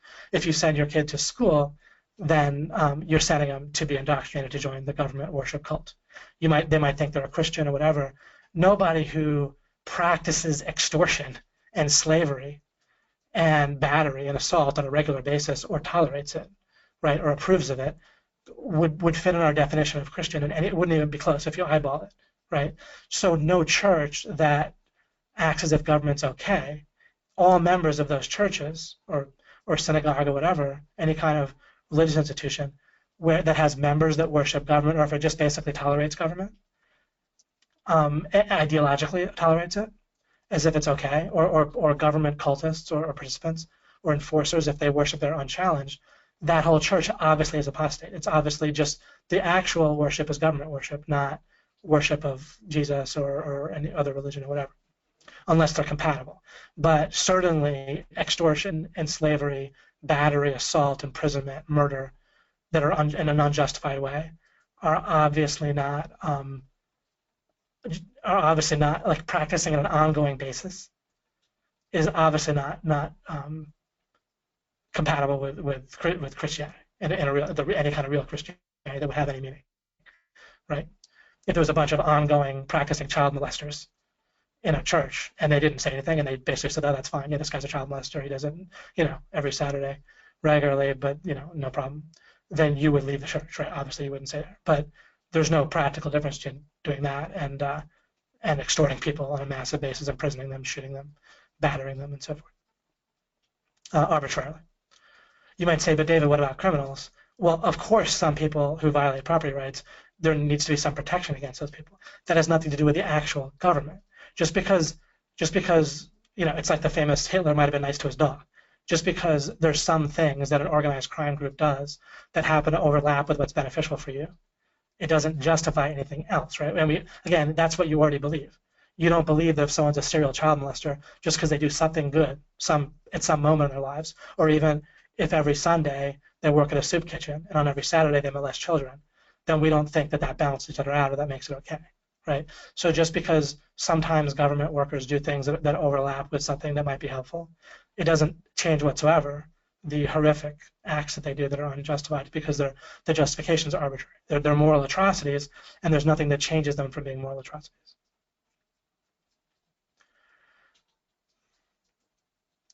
So it is incredibly important that you don't have your children get indoctrinated and become cultists, right? I have a person I know. You don't know them, but I won't specify who they are because you could or whatever, or they could eventually hear this. But it seemed like they were good parents raising their kids well, and then 2 of their kids became government cultists, right? Enforcers, and it's just horrible. And it's horrible in a practical way too. But here are people that swear to obey. Hillary Clinton could have gotten elected. They would have had to obey and kill whoever she ordered, right? Or even Trump, right? Swearing to obey him with your life and with other people's lives and perform any violence that he commands or his underlings command. That's sick, right? And then generally the commitment is ongoing, and so whoever gets elected after, you don't know who it is. Again, arbitrary. So the person who's giving you orders relative to you is arbitrary, and so swearing to obey and kill whoever they tell you to, that's just, again, that's a clearly wrong idea, right? And a waste of a life and a waste of lives of people you might attack, potentially. And it's tragic. Again, the people should be helped and we have compassion to. But the idea, to do that, the idea has to be exposed as wrong.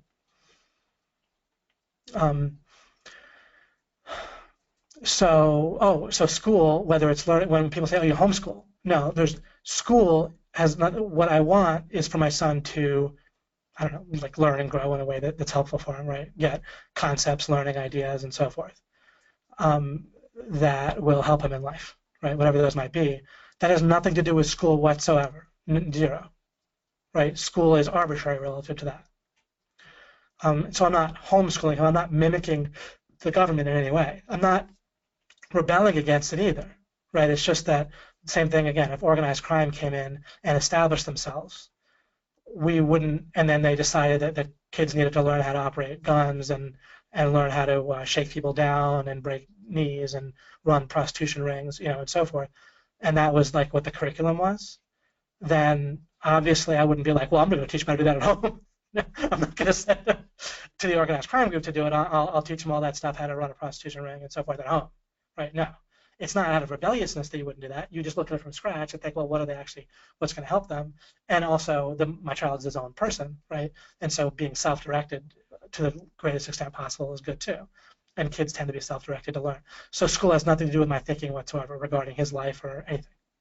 And private schools are what? They're licensed, they're arbitrary, they're licensed private, not just public. They're licensed by what? Government, right? It's arbitrary. Doctors.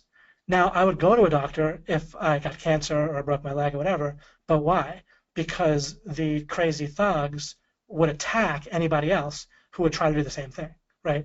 The government, whether someone's a doctor, is fairly arbitrary. Now, there's certain real things generally, such as that they go through certain training and take certain tests. Whether that training is relevant, it has some overlap with what's relevant for setting your bones or a fairly barbaric way of treating cancer that probably isn't very good compared to what might exist if people wouldn't just be attacked right and left for researching and performing and cures and seeking after them. But we live in a world where anyone that really is self-motivated to heal people or learn or develop or research can't do so. They'd literally be physically attacked by the crazy thug agents of the organized crime that people think of as government. So our only option is we're unnaturally limited to the people the government approves of, right? Who have to basically show that they worship government in order to become a doctor to a significant degree, right? I started down that path, and I mean it's really brutal, not in the sense that it's hard, but in the sense that you need to subjugate yourself philosophically tremendously. Lawyers, right, are what? Licensed by the government. And then generally you want to you might consult with a lawyer, but they can get stuff wrong nonstop just because the government says, oh, this person knows law. Literally, right? What makes someone a lawyer? The government approves that person knows the law. But people believe in that, like it means more than it does, right? Their training means something, but it means their training is what it is, and the selection process is what it is, right? But it also, you generally get people very limited in their ability to think, mainly because that's the pool of people that we have in general. But lawyers just tend to get stuff wrong all the time, and they often just don't realize strategy very well at all. So you really need to work with them if that comes up. And that's come up for people close to me that I've really helped a lot with dealing with various legal situations based on not overestimating what lawyers can do or how good they are at law or anything like that. The government approval of them doesn't mean anything. Their training is what it is, and when you have a sense of what their training helps them with and what it doesn't. A lot of people think doctors, for example, know something about nutrition, right? Their training has nothing to do with that. And as a matter of fact, the incentives on them are often the opposite in a lot of ways. Not to make people sick, but just to hedge their bets. And same thing with lawyers. They'll mainly lose the case for you and go from there. They don't, not an actual case, but they'll kind of lose it in their heads and your head, and then you kind of go from there, settle and so forth. Okay, so let's switch to a totally different type of example about arbitrary. When you're thinking about how much money you make, I alluded to this a little bit before, but the time frame is particularly arbitrary, right? You might say, well, It would be. It's not arbitrary, totally, David, because I want to make money, before it runs out. My money runs out. Well, okay. So if your goal is to not run out of money, then identify that, right? So you're revealing some real things. What you're going to find out is that what you can reveal about what's real is what you're going to do is start to cross off things in the periphery. You're going to more like, and this is a big hint here, a big hint for all this goal achievement and priorities and boundaries and everything, arbitrary and real. You're generally when you learn how to stop thinking in an arbitrary way as if arbitrary things are real. And the objection to doing it is that it's not fast enough. But I took care of that with the looking for the bull in the buildings illustration. If the people object and say, well, it's going to take too long to search all the buildings, it's not a shortcut to arbitrarily chop things off, but that's what people do. People behave as if the shortcut as if a good shortcut, it feels real to limit themselves arbitrarily. Most of what people think, here's another important statement.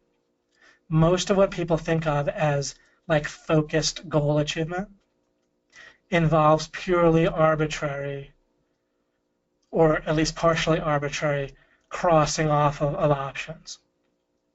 Most of what passes for focus is just arbitrarily deciding, well, the shortcut has to be in this area. So I'm just going to pretend that it's the path has to be in this range. I'm going to focus there. But if you don't know that's the case, then it's arbitrary. For people where the path is in that narrowed off area, just like in the building ball illustration I talked about, then it looks like they were smart for focusing in that way. But that's only when you interview the winners. And this is what we always get, is interviews with the winners, right? Interviews with successful people. Listen to successful people, follow what they do, etc. And then they get interviewed and they tell you that they narrowed their focus. But if you look at what they really did, was they arbitrarily crossed off things and they got lucky in that way. The real way to focus is to, yes, you want to cross things off and you want to focus, but you don't do it arbitrarily, you do it correctly. You do it real, really. There isn't a word for non-arbitrary. There is a word real, but then real has gotten co-opted.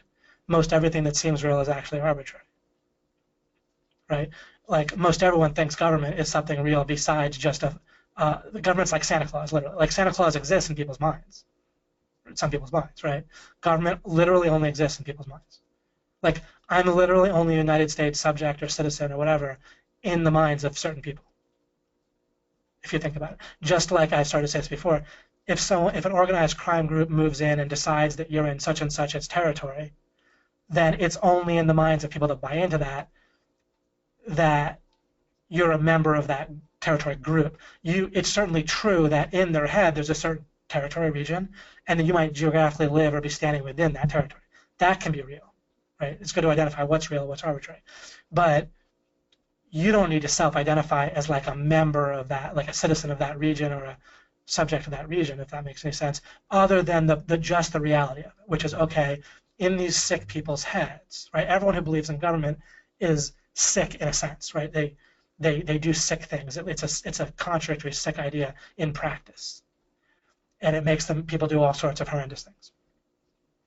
As I say, extortion, slavery, and so forth. Slavery is like draft, jury duty, all sorts of duty and things like that. It exists right now. It's legal right now. And it's de facto slavery if you're taking someone's money if they have to work, right? That the extortion is not just extortion, but it ends up enslaving them too. So it's only real in people's heads, in sick people's heads. It's not, so I really am a U.S. citizen in the heads of sick people, but not in any other way. There's no other reality to it. Similarly, sometimes people cross off all sorts of, like ego. Plenty of people who end up succeeding at things, they believe they can do it. They cross off the idea that maybe they can't. But crossing off the idea that maybe you can't often in practice means that it means you're in the right C already. So that's arbitrary. That's like just deciding you're already in the right C when you don't know, or when you're struggling and saying I can win. But again, if that carries the implication that you can win in a current context, right? That you're already smart and like you already all the assumptions that you're not going to be questioning are okay, right? If you're assuming that, if you're right, you got lucky. So again, the proper way to focus or to have a shortcut, and sure, you need to shortcut things, that's effective and efficient, right? If you have to wander aimlessly to try to achieve a goal, then obviously that's not helpful. But then the actual solution that people come up with is to arbitrarily cross all sorts of stuff off, right? And then persevere and get lucky in combination, but then claim it was just their perseverance or their focus. Instead, you want to open up an investigation. It's not that hard once you kind of get what we're talking about here, is you cross off you want to look for real things that you can cross off. So when it comes to money, when you're trying to think how much you need to make when, then you want to think, well, what really needs to happen as well? What really needs to happen is I don't want to like run out of money. But then you might think, well, and what does that really mean? Like what about not running out of money needs to happen? And there's a point where you can stipulate. Stipulating means you say, okay, I'm going to act as if this is real. But by stipulating it, you're identifying that I'm not quite sure, but I'm going to act as if it's real, but I'm already saying I'm not quite sure. And so if necessary, I can revisit that assumption. So I'm kind of marking it with an asterisk, right? But you can eyeball some amount of money and say, well, there's a reality. The cool thing about getting boundaries real is that you're going to find a very different motivation for boundaries that are real in this way.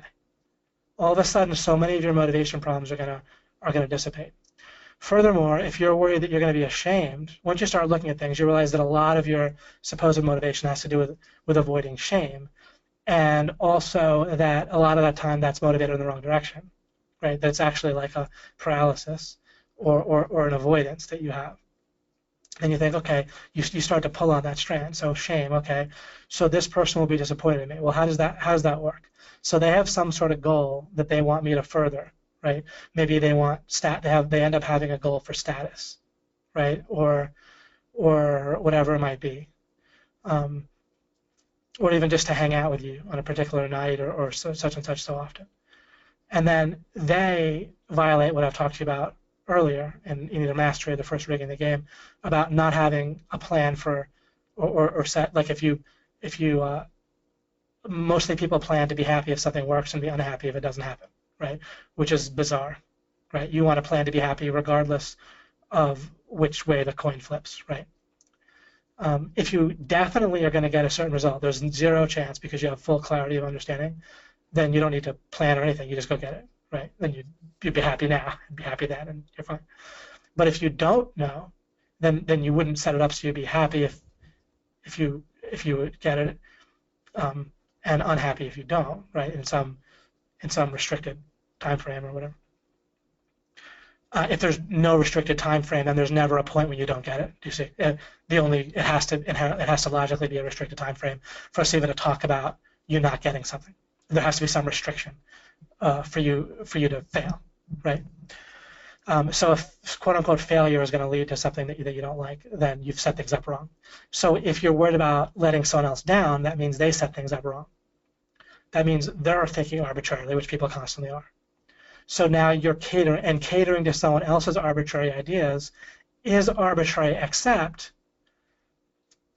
that their feelings can matter for you, but then catering to arbitrary feelings is generally you're gonna want to make that a lesser priority typically. If you can pick that up as well, I generally will, right? Like if I can achieve if I can not narrow down my goal achievement and still take into account other people's feelings that are based on arbitrary mistakes that they're making, then I will. I'd rather someone feel happy than not, and so forth. I'd rather kind of meet someone else's expectations, not have to deal with them judging me and the feelings that can, it's a kind of, there's a reality to someone judging you. They're really judging you. There's things about them judging you that you don't need to feel.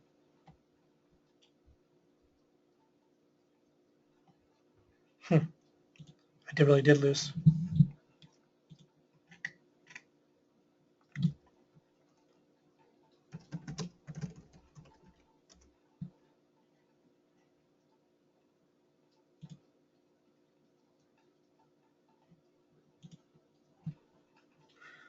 All right, and it looks like the webinar is still on. Okay, rock and roll. Back. Okay, can you guys hear me now? We're good, right? Connected. My internet went out for a second there.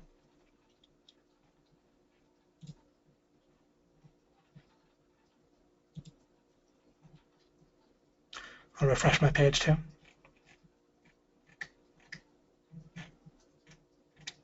Okay, great, super. All right. And as you can see, I'm willing to do close to whatever it takes to help push you through this concept of arbitrary. And I needed to potentially make you feel uncomfortable. Although the weird thing is with our audience here, I was surprised at how little discomfort there was with me talking about some of these things. And I still haven't found there's not an alternative that's such a good example as sometimes talking about government when I talk about arbitrary. But anyway, now we're not talking about that for now. We're talking about achieving like monetary goals or whatever, and meeting other people's expectations. A lot of what the artificial restrictions on your goal achievement is in practice is certainly dealing with other people's expectations, right? And what you want to do is it going to be helpful to feel shame ever? No, not really. You can care, you can rather, think about this. Here's what's real. Shame is just feeling bad in a way that's on, right? Feeling bad is never helpful. It's never the case that you should feel bad. Should, literally the meaning is you should have better, right? Better should. Should means that which leads to better, right? Think about the word should. If someone should do something, the only meaning of that makes sense, that isn't arbitrary, is that it leads to actual better, whatever that is, right? Actual more goodness. So there's not more goodness for feeling bad. So I might say, well, what if there's more goodness overall? Well, you can just have goodness without bad. Bad leads to bad, good leads to good. That's a bottom line understanding of a correct understanding of how the world works. Bad leads to more bad, period. It doesn't lead to more good. Seeking understanding of what's good and important leads to good. Anyhow, so let's just, I'm not going to, I can separately talk even more about the idea that you should, that it's not true that you should ever feel bad. But let's just stipulate that for now. If we stipulate that, then it's never the case that you should feel shame. Now, if you do, that's arbitrary, and you have a weapon now, and you just say, well, what's the reason for it? Well, the reason is I didn't meet this person's expectations, or I didn't live up to my own standards. Oh, really? Standards are now what you want to live up to? I've talked about norms and standards before. Norms and standards are what? Are they real? Well, only if you've thought about them correctly and figured them out properly. Okay? Morally, there's one norm and standard, or you could say two. One is property rights, right? Individual property rights, and upholding those, and the other is loving other people. If you make a mistake with that, is there any benefit to feeling shame? Well, the only benefit to any pain is what? To overcome a lesser pain, right? To motivate you over a lesser pain. So instead, you can just get it right. And just like in a relationship, a huge thing in a marriage relationship is to ditch all the pain that you give somebody else for not doing what they want and judging them. That's horrendous, and it just keeps on dinging, and it creates a downward spiral. Nearly everyone does it. Instead, and I achieve this to a very large degree, I won't say perfectly, but pretty darn close, to a point where it's such an upward spiral that any screw-ups are kind of swamped out enough that it works great. Not that the screw-ups are still better not to have. I always want to fix contradictions, so there's no excuses for those. But I don't feel shame either. I don't think I'm perfect right now, or my brain is. I don't think that all the ideas in my mind are correct, or that my wife's are all correct. And when you spot them, you just get happy that you spotted them and get them fixed, right? They dissolve when you see how they're arbitrary and contradictory. Anyhow, you don't need to use judging and didn't meet my expectations and all that in romantic relationships especially, or any business relationships too. They'll poison it constantly. You don't need pain. You don't need shame. So you feeling shame isn't helpful. What you should do is understand why it would be better, or understand why an idea that was in your mind was wrong, or why a reaction was based on a contradiction or based on an arbitrary habit or template or script that your mind was running. And seek to understand it better, which will fix it over at some point, either immediately or when you understand it good enough, it'll get fixed, right? Understanding accomplishes all goals that are accomplishable. There's one way to achieve all goals, which is to just keep understanding until you get it. That's a little simplistic, but it's true within its own parameters. Like you could have more details after that. Like sometimes people say it's all about such and such, but I can give you something that's true in the greater context, but then there's still tactics and all kinds of things you can learn about goals in addition to just seeking understanding in general, right? So seeking understanding is the greatest context regarding goals in life, or at least it's synonymous or an angle on the greatest context. But then even if you have the greatest context, there's still lots to potentially learn, okay? And that's what the seeking understanding regarding goals is like. We still have lots more we can learn that can help us, but ultimately it comes down to that, seeking understanding. And we're talking about shame as an example. If you discover that you have done something that is not adaptive, helpful, that's contradictory, could lead to bad or did lead to bad, then you seek to understand that idea or what idea the response was based upon, what assumptions, and at some point you'll succeed, either right away or eventually. Where's the shame that's helpful in that? Right? It's like, where is frustration helpful in achieving a goal?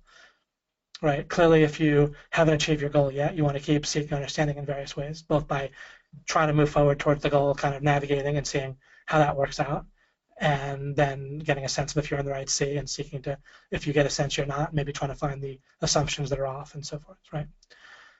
Where does being frustrated or angry have to fit into that? Really nowhere, right? It just wastes time and emotional energy and causes pain that has to be overcome through more pain, greater pain to motivate you, right? So shame is the same way. You don't need to shame, and you don't need to shame other people ever. Never a point. I'm not trying to shame government workers whatsoever. I am trying to help dissolve the incorrect ideas. When we start to dissolve the incorrect ideas, maybe a good, helpful form of government would reveal itself.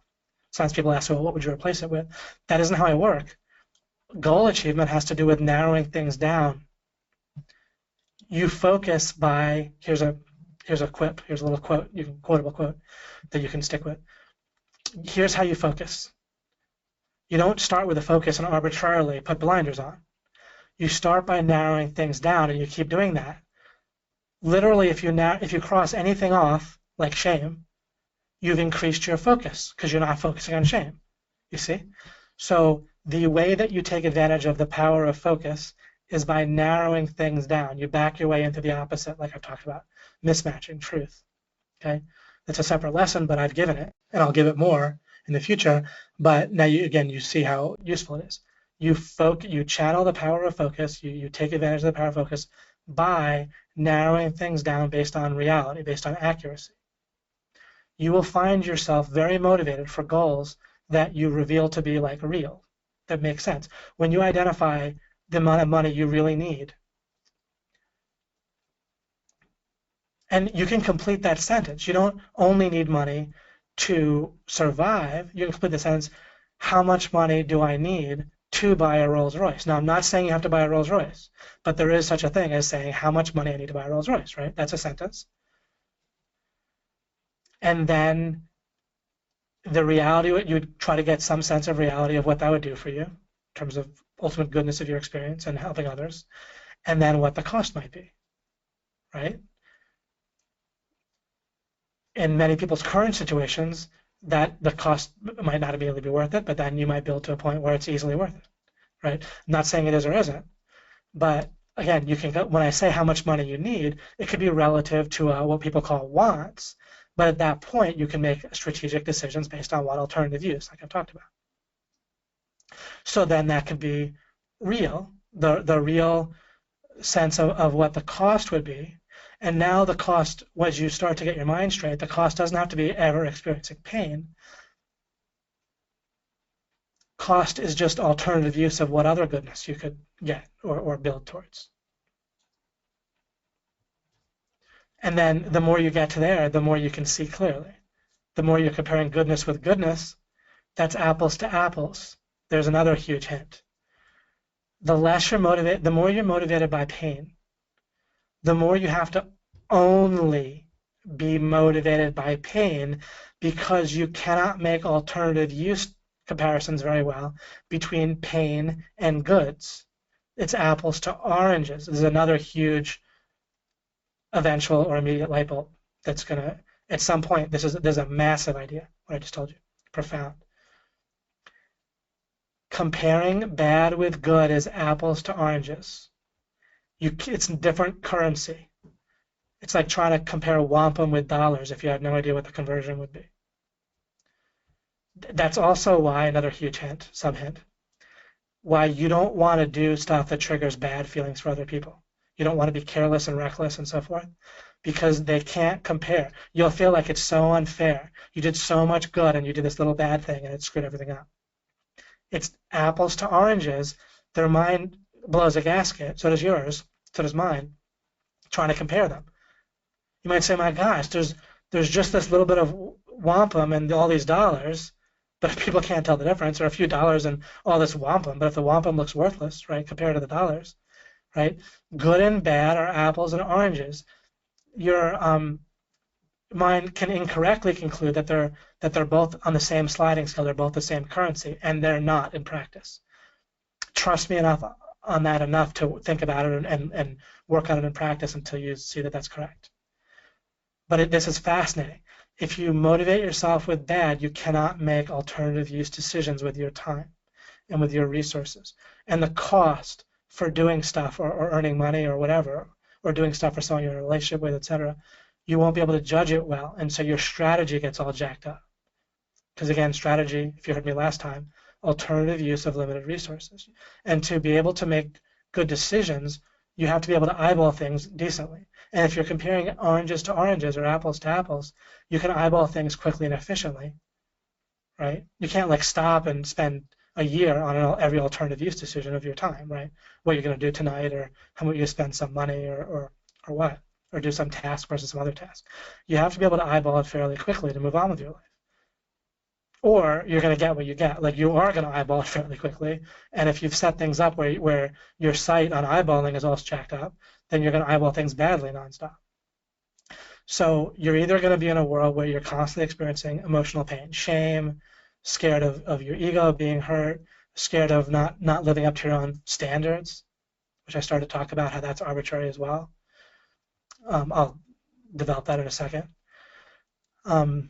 And then you have to just compare bad with bad, because people do that.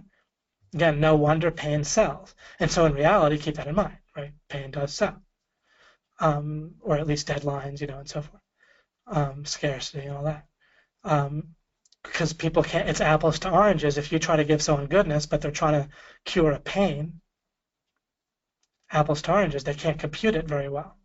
They can a little bit compute, like people can do some kind of conversion mechanism. I get that, right? If you do a lot of good for someone, a little bit of bad, they can have some sense of that, but it's not going to be the same scale that you think, right? And it's going to be off, and the communication is going to be off between what you guess and they guess and everything. And it's just distorted, very distorted. So the more you're motivated by just good stuff in your life, then you can decide what kind of tasks you want to enjoy to earn something, or to just not have it involved with money at all and just do something outside of the whole money thing, outside of buying something supposedly good and outside of having to do stuff that earns money, right? However that might be. But if you're comparing good to good, then again, it's much easier to make decisions. How about well, I didn't live up to my own standards. I'm upset. I'm stupid. I'm beating myself up. Well, where are your standards coming from?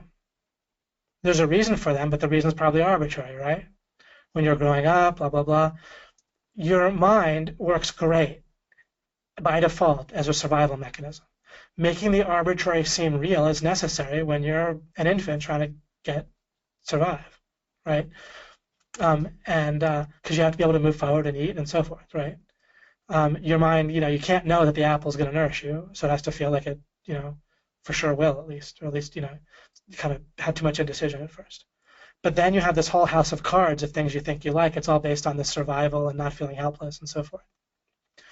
And it's all built on that. And there's a lot of pain involved, right, that got installed. And so you need to clear things up until it gets rebuilt. in a more constructive way. And you do that piece by piece, revealing more stuff. And anytime you spot a pain or an issue, it'll be revealed to be arbitrary if you pull at it enough, pull on the thread or the string. So you didn't live up to your own standards. What matters is whether you either you're acting on good ideas or you're not. And if you spot a bad idea, then just dissolve it, and that's better, and that's it. You don't have to feel bad that you had a bad idea. If you feel bad that you found out you have a bad idea in your head, then that'll create avoidance, and you won't want to find out you have bad ideas, which is how most everybody is, right? No one wants to find out that they're evil, stupid scum. I'm not saying they are. I'm just saying they don't want to find out that, right? And so people don't want to find out that about government because we've all violated that. We've all been government worshippers for most of our lives, or you send your kid to school, you don't want to find out how horrible that is, right? But that's if you feel pain for finding out that you're wrong about something. What a horrific block that is, right? Unless you're just happy all the time and working, for the betterment of others on top of that, then anytime you feel bad, there's a bad idea in there somewhere in your mind, right, doing it to you.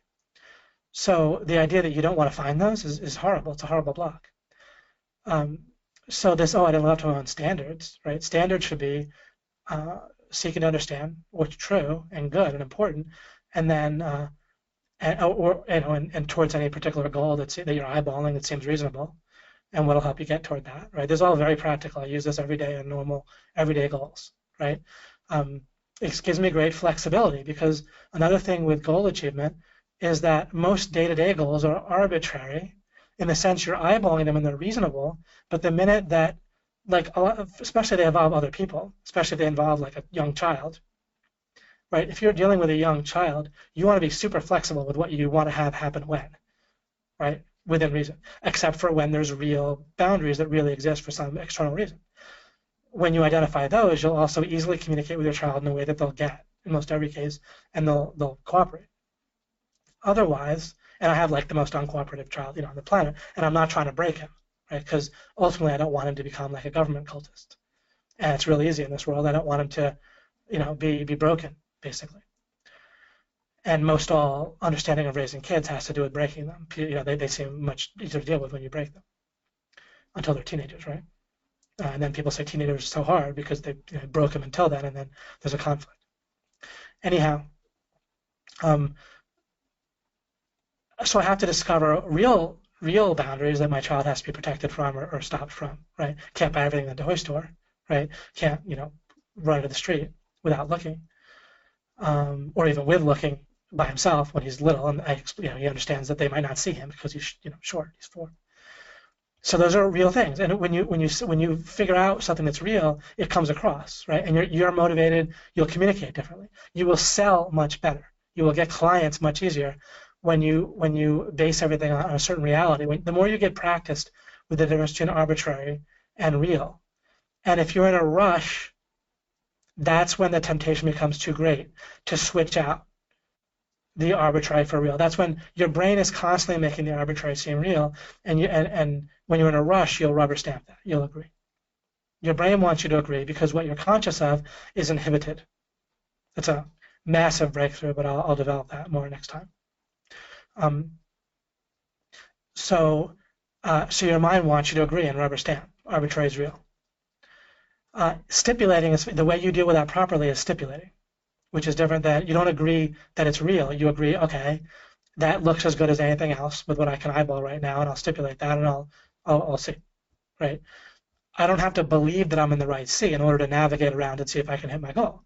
I just have to understand that maybe I'm in the right sea, maybe I'm not, and might as well navigate and try to see if I hit my goal, right? If there's indication, and then I might spend some time looking to see other ways if I'm in the right sea, or developing better navigational systems or any kind of thing like that, right? I might spend some time sharpening my saw in addition to sawing, but I probably do both, right? How am I going to find out whether my saw is reasonably sharp? Saw, right? You can't just eyeball, you can't just look at it only, and then you wouldn't get any sawing done anyway.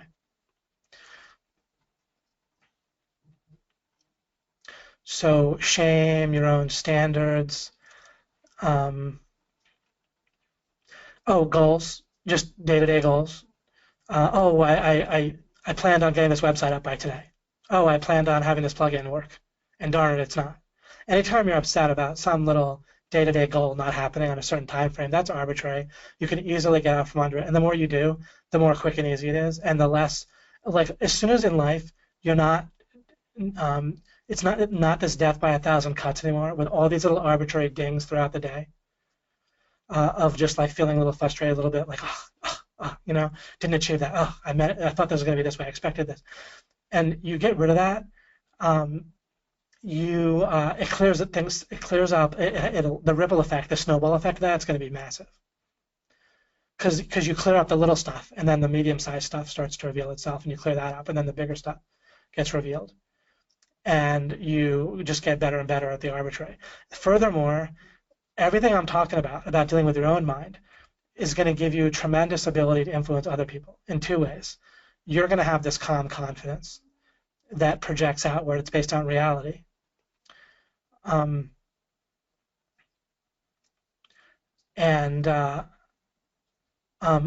in and of itself is very, very influential because other people's minds are based in all kinds of stuff that's arbitrary, and on some level that's felt.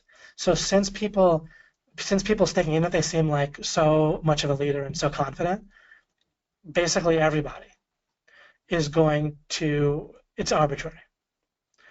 And that when they run into someone where it's not like where someone's ideas and they're coming from a place where it's not arbitrary because of real understanding, which happens when you're not in a rush, right? And you cross things off for real as you cross them off properly. Then you'll communicate from a place that separate from just your tone and all that and your tempo and other things that you can kind of fake. But there's a way that you'll sell, you'll lead, people will follow, right? And or they just want to be around you, basically. You don't need even people to necessarily follow you per se, a lot of the time, but you'll want people to want to relate to you, give you the huge thing you want. I'll tell you what you want in life.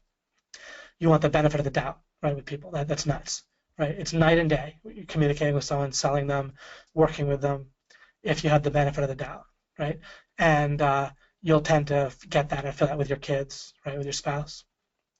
Again, in an outer context where there's still more stuff to understand, but it's kind of like very close to the outer context of how I deal with other people, is I focus on preserving, in a real way, the benefit of the doubt, not by faking it, right, but by having reality on my side with the benefit of the doubt, and then everything else is just so much easier. That's how I win before I start.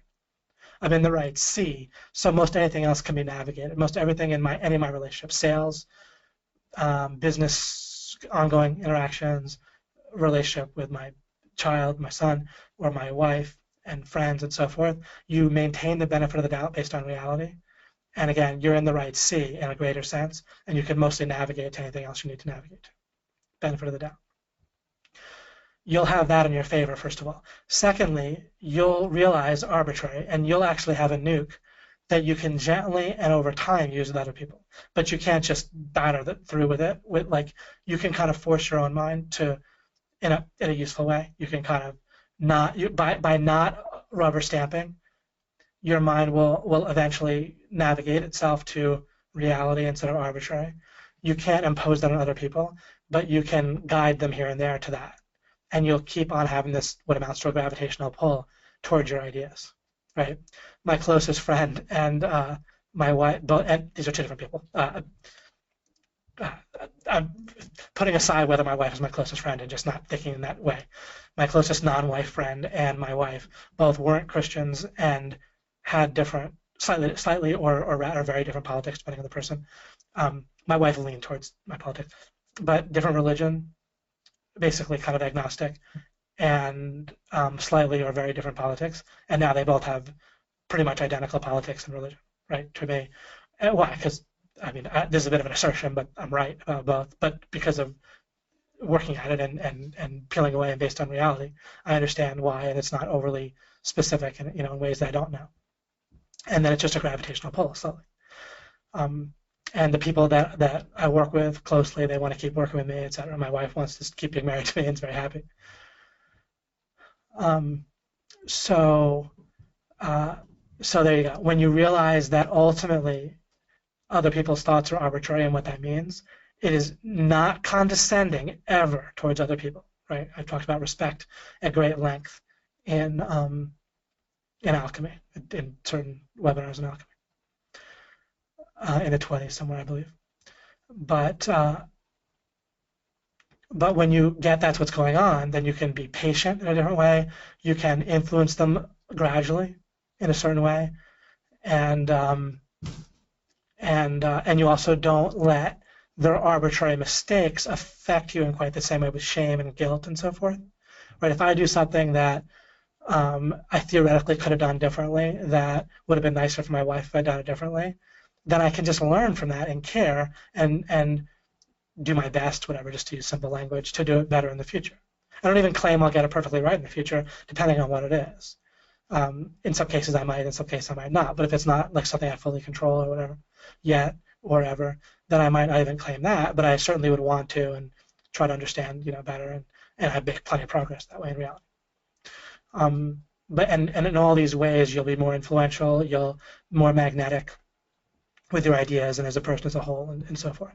So this is your nuke, is this arbitrary thing. Specifically, whenever you think your mind is misleading you, whenever there's kind of pain coming up, whenever you feel like you want to be more motivated, then it has to do with peeling back the layers until you find the reality instead of what's arbitrary.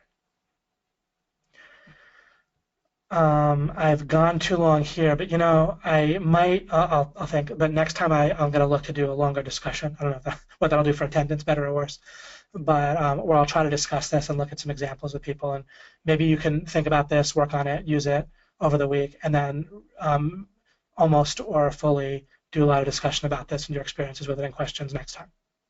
All right? Okay, that is that mostly for today. I'll refresh this, and sorry I didn't get to discussion. Wow, it really went a long time. Kind of lost track a bit there. That's funny, isn't it? My patriotic duty to have my property rights violated. That's pretty funny. Can I expand on the different C's? I can work on that next time. Lost you. Okay, I'm back. Right, good. All right, and then I think I got to plenty of stuff that you can directly apply to your money getting, which is good. Obviously, with using the government example is not a money getting example directly, but never promise anything with rigging anyway. I like to stay away from that for the most part, but here it was kind of necessary with the arbitrary thing. You mentioned that you should never feel shame. I understand this statement with respect to other beings. Does this also apply in the case of God? Absolutely. God does not want you to feel bad ever. If you feel bad, God has to feel bad. God's aware of what you're aware of. And so you don't need to feel shame before God whatsoever. And God doesn't expect anything of you. God wants the best for you and therefore wants you to have just goodness, which has to do with seeking understanding until you dissolve the wrong ideas that by default got stuck in your head. If God didn't allow you, what God did was set the greater context so you could have total happiness, and then allows you to do that yourself. If God did it all for you, it would just be permanent bliss with no free will. You couldn't have love, no abundance, and so forth, as I've explained in various ways. So absolutely no shame. Anyone who thinks that there should be any kind of shame or guilt or anything before God, or that there's any bad feeling whatsoever that God ever wants, is incorrect. If there was no pain, then there would be no indication. It would be back to the permanent bliss. There wouldn't be free will in the first place. We wouldn't have any indication about contradictions, or there couldn't basically be, right? So you don't need to have shame. You just want to strive for goodness and seeking understanding. Haha, yeah, if they're mandatory at my university, I appreciate that price. Wonderful. Well, thanks. I'm glad that we're happy. This is amazing. How do you know, David, exactly what I need to hear to dissolve my current contradiction of the week? Absolutely. Well, this whole arbitrary thing is your nuke. It's absolutely the tool that, as you understand it, it'll unlock anything else. Of course, as I've said, that means tactics, other things can be helpful. There's plenty of things we can talk about still. But first we'll look to really understand this arbitrary thing. And again, we'll look to discuss it next time. Another new mind-blowing perspective. And did I live up to what I said? Let's see what I said again. The powerful and near universal lie that we've absorbed. So the lie that we've absorbed about goal achievement is this idea of like like that of confusing the arbitrary for the real, right? That has to do with the idea of arbitrary, and that goal achievement involves arbitrarily focusing, arbitrarily persevering, arbitrarily not giving up, arbitrarily being positive, arbitrarily saying you can do it, but implying that you can do it within the current assumptions, or at least within where you can question some assumptions but not others, right? Today I question some assumptions that are taboo as an illustration on purpose, right? I went for things that really are taboo. Uh, and I either did that or I didn't, but I couldn't illustrate it by doing something that was haha, like sort of taboo but not really. So I had to go after real kind of taboo things. For some of you, but I don't think many, but for some of you, I could have gone after the taboo of homosexuality, right? It's another example of arbitrary. The idea that anything is wrong with being LGBTQ, whatever, however the preferred statements are, that there's anything wrong about it whatsoever is arbitrary. If you pull at any of the so-called objections to it, they all amount to nothing, right? Some people say it's not natural, which is most like a bizarre objection, right? Nothing like, snake venom is natural and houses aren't, right? iPhones aren't, and so on and so forth, right? The purpose of marriage is to have kids, people might say.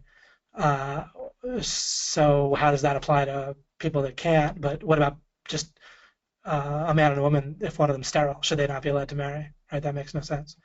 Whatever. You just go objection by objection. Now, does that mean that business owners shouldn't be able to do what they want with their own property? No, I'm not. I'm certainly not in favor of that either. I'm not in favor of imposing things with government like that. But should we, in every way, shape, and form, treat it as fully morally equal in every way with heterosexuality? Yes.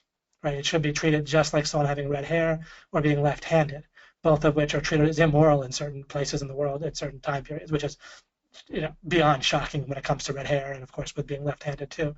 But both of those were supposed to be like immoral or sort of bad, and to be something to be fixed. And so there's another example of arbitrary. I'm no social, justice warrior whatsoever, but I certainly would love to, just for the sake of everyone, and including the sake of people that shoot themselves in the foot by having an issue with it to some degree, saying, "Oh, I love them, but they're wrong," Well, why are they wrong? And believing someone's like fundamentally morally wrong is an imposition. It's a violation if you're wrong about that. Like judging someone morally when you shouldn't be is a real thing. Because think about it for yourself. How would you like to have people judge you morally, but in an arbitrary way, but in a way that really felt oppressive? You wouldn't want that. So doing that to other people is, it really hurts, and it really causes genuine pain in a lot of people. To be judging that morally. So I think we should get to the place where we all ideologically think that it's good. Again, I don't want any government impositions regarding it. Nor do I want to demonize in any way people that have it wrong. I don't want to demonize anyone. I want to demonize ideas only, not people, ever. Right? So nothing that I say should ever be taken as we should want someone else to be hurt or shamed or guilty or anything like that. But an idea can be wrong, and we want someone with a wrong idea, including ourselves, of course, mostly, to dissolve the wrong ideas. All right, guys, I will end this here, and then we'll do a discussion. And a second reason to apply and work on this week is because we will discuss it next week, and so in order to discuss it, we'll need to be talking to you guys a bit about it. So please do that too. You're very welcome, Ali, who writes, "Thank you so much, David Mills. I've struggled with mindset, and this will help so much." Exactly, and this is kind of, it relates to mindset, but of course is also deeper. I listen to a lot of motivational speakers, and I've never heard these concepts. Mind blown. Excellent, appreciate that. I like these uniqueness testimonials only because it's a block for people listening to this and benefiting from it. Not just to pat my own self on the back. Of course, I can appreciate that as well, but it really helps. Right, the only block to listening to me is, oh, I've heard this before. I don't need it. Right. And so things that let people know that, yeah, this is unique. It was great. So thank you so much, Ali. Thank you, guys. You're very welcome. Okay, I'll end this here, and we'll discuss thoroughly next week. And anything's fair game, anything that I've talked about especially in mastery, that one mastery and rigging the game. is particularly fair game, but anything will be fair game that I've talked about next week. You're welcome for the extended time and the explanation. Elvis has left the building. Appreciate that. You're very welcome, guys.